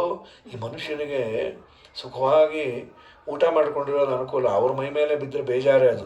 ಏನಂತಾರೋ ಅನ್ಲಿ ಬಿಡ್ರಿ ಅಂಥೇಳಿ ಆಮೇಲೆ ಅಲ್ಲೇ ಹೋಗೋಣ ಅಂದರು. ನಾನು ಸರ್ವಥಾ ಎಲ್ಲೂ ಬರೋದಿಲ್ಲ, ನಾನು ಇಲ್ಲೇನೇ ಇರ್ತೇನೆ, ನಾನು ಬರೋದಿಲ್ಲ ಅಂಥೇಳಿ ಅವರು ಅಂದದ್ದರಿಂದ ರುದ್ರದೇವರು ವಿಶೇಷವಾಗಿ ಕಾಶಿಯಲ್ಲಿ ಸದಾ ಸನ್ನಿಹಿತರಾಗಿರ್ತಾರೆ. ಪ್ರಳಯ ಕಾಲದಲ್ಲಿ ಮುಳುಗತ್ತೆ, ಸೃಷ್ಟಿಕಾಲದಲ್ಲಿ ಮೊದಲು ಬರೋದೇ ಕಾಶಿಪಟ್ಟಣ ಅಂತ. ತುಂಬ ರುದ್ರದೇವರು ನಾನು ಬರಲ್ಲ ಅಂತ 3 ಬಾರಿ ಅಂದದ್ದರಿಂದ ಕಾಶಿಯಲ್ಲಿ ರುದ್ರನ ವಿಶೇಷ ಸನ್ನಿಧಾನ ಅಂತ ಹರಿವಂಶ ಕಾಶಿಪಟ್ಟಣದ ಬಗ್ಗೆ ಹೇಳುತ್ತೆ. ಇದಾದ ಮೇಲೆ ಯದುರಾಜನ ವಂಶದ ಯಯಾತಿ ವಂಶ ನಹುಷಸ್ಯತುದಾಯಾದ ಶನೀಂದ್ರೋಪಮೆ ಆಯುವಿನ ಮಗ ಅಂದರೆ ಬುಧ ಚಂದ್ರನ ಮಗ ಬುಧ, ಬುಧನ ಮಗ ಆಯು, ಆಯುವಿನ ಮಗ ನಹುಷ, ನಹುಷನ ಮಗನೇ ಯಯಾತಿ. ನಹುಷಸ್ಯದುದಾಯಾದ 6 ಜನ ಅವನಿಗೆ. ವಿರಜಾ ಅಂತ ಪಿತೃಗಳ ಮಗಳು, ಪಿತೃದೇವತೆಗಳ ಮಗಳನ್ನು ಮದುವೆ ಆಗಿದ್ದ ನಹುಷ. ವಿರಜಾ ಅಂತ ಅವಳ ಹೆಸರು. ಅವಳಲ್ಲಿ ಯತಿ, ಯಯಾತಿ, ಸಂಯಾತಿ, ಅಯಾತಿ, ಆಮೇಲೆ ಅಯಾತಿ, ಯತಿರಿ ಯಯಾತಿ ಸಂಯಾತಿ, ಅಯಾತಿ, ಯಾತಿ, ಸುಯಾತಿ ಅಂತ ಹೀಗೆ 6 ಮಕ್ಕಳು. ಯತಿ ಅನ್ನೋನು ಹೆಸರಿಗೆ ತಕ್ಕಂತೆ ಯತ್ಯಾಶ್ರಮವನ್ನು ಸ್ವೀಕಾರ ಮಾಡಿಬಿಟ್ಟ. ಇನ್ನು ಯಯಾತಿ ರಾಜನ ಬಗ್ಗೆ ಬಹಳಷ್ಟು ಹೇಳ್ತಾರೆ. ಅವನಿಗೆ 2 ಹೆಂಡತಿಯರು, ದೇವಯಾನಿ, ಶರ್ಮಿಷ್ಠೆ ಅಂತ. ದೇವಯಾನಿಯಲ್ಲಿ 2 ಮಕ್ಕಳು, ಯದಂತ್ಯ ತುರ್ವಸಂ ಚೈವ, ಯದು ತುರ್ವಸು ಅಂತ. ಶರ್ಮಿಷ್ಠೆಯಲ್ಲಿ ಪುರು, ಅನು, ದೃಕ್ಯು ಅಂತ ಹೇಳಿ 3 ಜನ ಮಕ್ಕಳು. ತಸ್ಯ ಶಕ್ರೋ ದದೋ ಪ್ರೀತೋ ರಥಂ ಪರಮಭಾಸ್ವರಂ. ಇಂದ್ರದೇವರು ಪ್ರೀತನಾಗಿ ಯಯಾತಿಗೆ ಒಂದು ರಥ ಕೊಟ್ಟಿದ್ದ, ಬಂಗಾರದ ರಥ, ತುಂಬ ಚೆನ್ನಾಗಿತ್ತದು. ಅದನ್ನು ಹತ್ತಿ ಇಡೀ ಜಗತ್ತನ್ನೇ ಗೆದ್ದು ಬಂದಿದ್ದ ಅವನು. ಸರತ ಪೌರವಾಣ ಅಂತೂ ಸರ್ವೇಶಾಂ ಅಭವತ್ತದ. ಇಡೀ ಪುರುವಂಶದಲ್ಲಿ ಬಂದ ಪೌರವರೆಲ್ಲರೂ ಅದನ್ನು ತಗೊಂಡಿದ್ದು. ಪುರೋಪುತ್ರಸ್ಯ ರಾಜ್ಯೈ ರಾಜ್ಞ ಪಾರೀಕ್ಷಿತಸ್ಯ ಬ್ರಹ್ಮಹತ್ಯಾಯುತಂ ಪಾಪೈ ಇಂದ್ರಕೃತ್ವ ಹರದ್ರಥಂ. ಕುರು ಅಂತ ಇದೇ ವಂಶದಲ್ಲಿ ಒಬ್ಬ ಬಂದಿಯಾನ ರಾಜ. ಆ ಕುರುವಿನ ಮಗನ ಹೆಸರು ಪರೀಕ್ಷಿತ ಅಂತ. ಪರೀಕ್ಷಿತ ಸೆಕೆಂಡ್ ಇವನು. ಈ ಭಾಗವತ ಕೇಳಿದವನು ಆಮೇಲೆ ಇನ್ನೊಬ್ಬನ ಹೆಸರಿತ್ತ ಅವನು. ಆ ಜನ್ಮೇಜಯ ಅನ್ನೋ ಒಬ್ಬ ರಾಜ ಏನು ಮಾಡ್ದ, ಅವನೇನು ಗರ್ಗ ಅನ್ನೋ ಒಬ್ಬ ಋಷಿಗಳು, ಆ ಮುನಿಗಳ ಶಾಪದಿಂದ ಅದು ನಾಶ ಆಯಿತು ಅಂತ. ಅಲ್ಲಿ ವಿಷ್ಣು ಪುರಾಣದಲ್ಲಿ ಆ ಕಥೆ ಇದೆ. ಜನ್ಮೇಜಯ ರಾಜ, ಪುರುವಿನ ಮಗನಾದ ಜನ್ಮೇಜಯ ಅಂತ ಇಬ್ಬರಿದ್ದಾರೆ. ಏನಾಗಿತ್ತು ಅಂತಂದರೆ, ಗರ್ಗಸ್ಯತು ಸುತಂಬಾಲಂ ರಾಜ ಜನ್ಮೇಜಯ ವಾಕ್ರೂರಂ. ಗರ್ಗನ ಮಗ ವಾಕ್ರೂರ ಅಂತ, ಅವನು ಸ್ವಲ್ಪ ಜಾಸ್ತಿ ಮಾತಾಡ್ತಾ ಇದ್ದ. ಅದಕ್ಕೆ ಅವನು ಕೊಂದಾಕ್ಬಿಟ್ಟ. ಬ್ರಹ್ಮಹತ್ಯೆ ದೋಷ ಬಂತು. ಆ ದೋಷದಿಂದ ರಥವನ್ನು ಇಂದ್ರದೇವರು ತೆಗೆದುಕೊಂಡು ಬಿಟ್ಟರು. ಇವನ ಮೈಯೆಲ್ಲ ವಾಸನೆ ಬಂದುಬಿಡ್ತು. ಇವನ ಹತ್ರ ಹೋದರೆ ವಾಸನೆ. ಬ್ರಹ್ಮಹತ್ಯ. ತತಸ್ಸ ದುಃಖ ಸಂತತ್ತೋ ನಾಲಭತ್ಸನ್ ವಿಧಂ ಕ್ವಚಿತೆ ಇಂದ್ರೋತಂ ಶೌನಕಂ ರಾಜ ಶರಣಂ ಪ್ರತ್ಯಪದ್ಯತ. ಬಳಿಕ ಬ್ರಹ್ಮಹತ್ಯೆ ಪಾಪದಿಂದ ತುಂಬ ದುಃಖದಿಂದ ಜನ್ಮೇಜಯ ಏನು ಮಾಡ್ದ, ಸರಿಯಾದ ಜ್ಞಾನ ಬರಲಿಲ್ಲ, ಮೈಯೆಲ್ಲ ವಾಸನೆ. ಇಂದ್ರೋತ ಅಂತ ಒಬ್ಬ ಶೌನಕ, ಅವನ ಹತ್ರ ಶರಣು ಬಂದ, ದಯಮಾಡಿ ನನ್ನ ಉದ್ಧಾರ ಮಾಡಿರಿ. ಅವರು ಶೌನಕರು ಇಂದ್ರೋತ ಅಶ್ವಮೇಧ ಯಾಗವನ್ನು ಮಾಡಿಸಿದ್ರು. ಸಲೋಹಗಂಧೋ ವ್ಯಸನತೆ, ಅವನಿಗೆ ಆ ದುರ್ಗಂಧ ಹೋಗಿ ಒಳ್ಳೆ ಗಂಧ ಬಂತು. ದತ್ತಶಕ್ರೇಣ ತುಷ್ಟೇನ, ಇಂದ್ರದೇವರು ಆ ಯಜ್ಞ ನೋಡಿ ಪ್ರೀತರಾಗಿ ಅವನಿಗೆ ಮತ್ತೆ ರಥವನ್ನು ಕೊಟ್ಟಿದ್ದಾರೆ. ತಥೋ ಹತ್ವಾ ಜರಾಸಂಧಂ. ಆದ ಮೇಲೆ ಇದು ಅದೇ ವಂಶದಲ್ಲಿ ಬೃಹದ್ರಥ ಅಂತ, ಬೃಹದ್ರಥನ ಹತ್ರ ಬಂದ್ಬಿಟ್ಟಿತ್ತು. ಬೃಹದ್ರಥನ ಮಗನೇ ಜರಾಸಂಧ. ಜರಾಸಂಧನ ಹತ್ರ ರಥ ಇತ್ತು. ಭೀಮಸೇನ ದೇವರು ಆ ಜರಾಸಂಧನನ್ನು ಸಂಹಾರ ಮಾಡಿ ಆದಮೇಲೆ ರಥವನ್ನು ತೆಗೆದುಕೊಂಡು ಕೃಷ್ಣನಿಗೆ ಪ್ರೆಸೆಂಟ್ ಮಾಡಿದ್ರಂತೆ. ಕೃಷ್ಣ ಈ ರಥವನ್ನು ಪ್ರದದೌ ವಾಸುದೇವಾಯ ಪ್ರೀತ್ಯ ಕೌರವನಂದನ ಸಪ್ತದ್ವೀಪಾನ್ ಯಯಾತಿಸ್ತು ಜಿತ್ವಾ ಪೃಥ್ವೀಂ ಸಸಾಗರಂ. ಸಪ್ತದ್ವೀಪವನ್ನು ಸಾಗರ ಸಮೇತ ಯಯಾತಿ ಇದರಲ್ಲೇ ಓಡಾಡಿ ಗೆದ್ದದ್ದು ಅಂಥೇಳಿ ಅವರ ಕಥೆಯನ್ನು ಹೇಳಿ ಮುಂದೆ ಯದುರಾಜನ ವಂಶದಲ್ಲೇ ಈ ಯದುರಾಜನಿಗೆ ಅಕಾಲದಲ್ಲಿ ಇದು ಯಯಾತಿಗೆ ಅಕಾಲದಲ್ಲಿ ಇದು ಬಂದ್ಬಿಟ್ಟಿತ್ತು, ಮುಪ್ಪು. ಆಮೇಲೆ ಅವನ ಮಾವನ್ನ ಕೇಳಿದ. ಮಾವ ಅಂದರು ಆಗೋದಿಲ್ಲ, ನಿಮ್ಮ ಮಕ್ಕಳಲ್ಲಿ ಯಾರಾದರೂ ಎಕ್ಸ್ಚೇಂಜ್ ಆಫರ್ ತೊಗೋತಾರ ಅಂದರು. ಅದೇ ಮಾಡ್ತೀನಿ ಅಂತ ಬಂದು ಕೇಳ್ದ ಯದುರಾಜನ. ಬೇಕಾಗಿಲ್ಲಪ್ಪ, ವೃದ್ಧಾಪ್ಯ ಯಾರು ತೊಗೋತಾರ್ರಿ, ಏನೋ ಶರ್ಟೋ ಬನೀನೋ ಅಂದರೆ ಹಾಳಾಗೋಲ್ಲ ಏನು, ನಾನು ವೃದ್ಧಾಪ್ಯ ಕೊಡ್ತೀನಿ, ನೀನು ತಾರುಣ್ಯ ಕೊಡ್ತೀಯ ಅಂದರೆ ಬೇಡ. ಕಡೆಗೆ ಪುರುವನ್ನನ್ನು ತೊಗೊಂಡ. ಆ ಪುರುವನ್ನವನ್ನು ತೆಗೆದುಕೊಂಡು 1000 ವರ್ಷ ಅಪ್ಪ ಭೋಗ ಎಲ್ಲ ಮಾಡಿದಾದಮೇಲೆ ಅಂತಾನೆ, ಛೇ ನಾನು ನನ್ನ ತಾರುಣ್ಯವನ್ನು, ನನ್ನ ಮಗನ ತಾರುಣ್ಯ ಅವನಿಗೆ ಕೊಡ್ತೇನೆ. ಏನು ತೃಪ್ತಿ ಆಗಲಿಲ್ಲ. ನಜಾತು ಕಾಮ ನಾವು ಉಪಭೋಗೇನ ಶಾಮ್ಯತಿ. ಭೋಗ ಮಾಡಿ ನಾವು ವಿರಕ್ತಿ ಹೊಂದುತ್ತೀವಿ ಅನ್ನೋದು ಸಾಧ್ಯವೇ ಇಲ್ಲ. ಯಾಕೆ ಅಂದರೆ ಮನುಷ್ಯನ ಭೋಗಕ್ಕೆ ಲಿಮಿಟೇ ಇಲ್ಲ, ಅನ್ಲಿಮಿಟೆಡ್ ಅಂತದ್ದು. ಯತ್ ಪೃಥಿವ್ಯಾಂ ಬ್ರೀಹೇವಂ ಹಿರಣ್ಯಂ ಪಶವಸ್ತ್ರೀಯ. ಇಡೀ ಭೂಮಂಡಲದಲ್ಲಿರುವ ದವಸ ಧಾನ್ಯ, ದುಡ್ಡು, ಕಾಸು, ಹೆಣ್ಣು, ಹೊನ್ನು ಎಲ್ಲ ಒಬ್ಬನು ಕೊಡ್ತೀನಿ ಅಂದರೆ ಇನ್ನೊಂದು ಬೇಕು ಅನಿಸುತ್ತೆ. ಬೇಡ ಅಂತ ಅವನಿಗೆ ವಾಪಸ್ಸು ಕೊಟ್ಟ ಅಂತ ಅವನ ಕಥೆಯನ್ನು ಹೇಳ್ತಾರೆ. ಅದೇ ವಂಶದಲ್ಲಿ ಯದುರಾಜನ ವಂಶದಲ್ಲಿ ಕೃಷ್ಣನ ಅವತಾರ ಆಗಿದೆ. ನಾಳೆ ದಿವಸ ಕೃಷ್ಣನ ಕಥೆಯನ್ನು ಪ್ರಾರಂಭ ಮಾಡುವ. ಹರಯೇ ನಮಃ. ಶ್ರೀ ಕೃಷ್ಣಾರ್ಪಣಮಸ್ತು.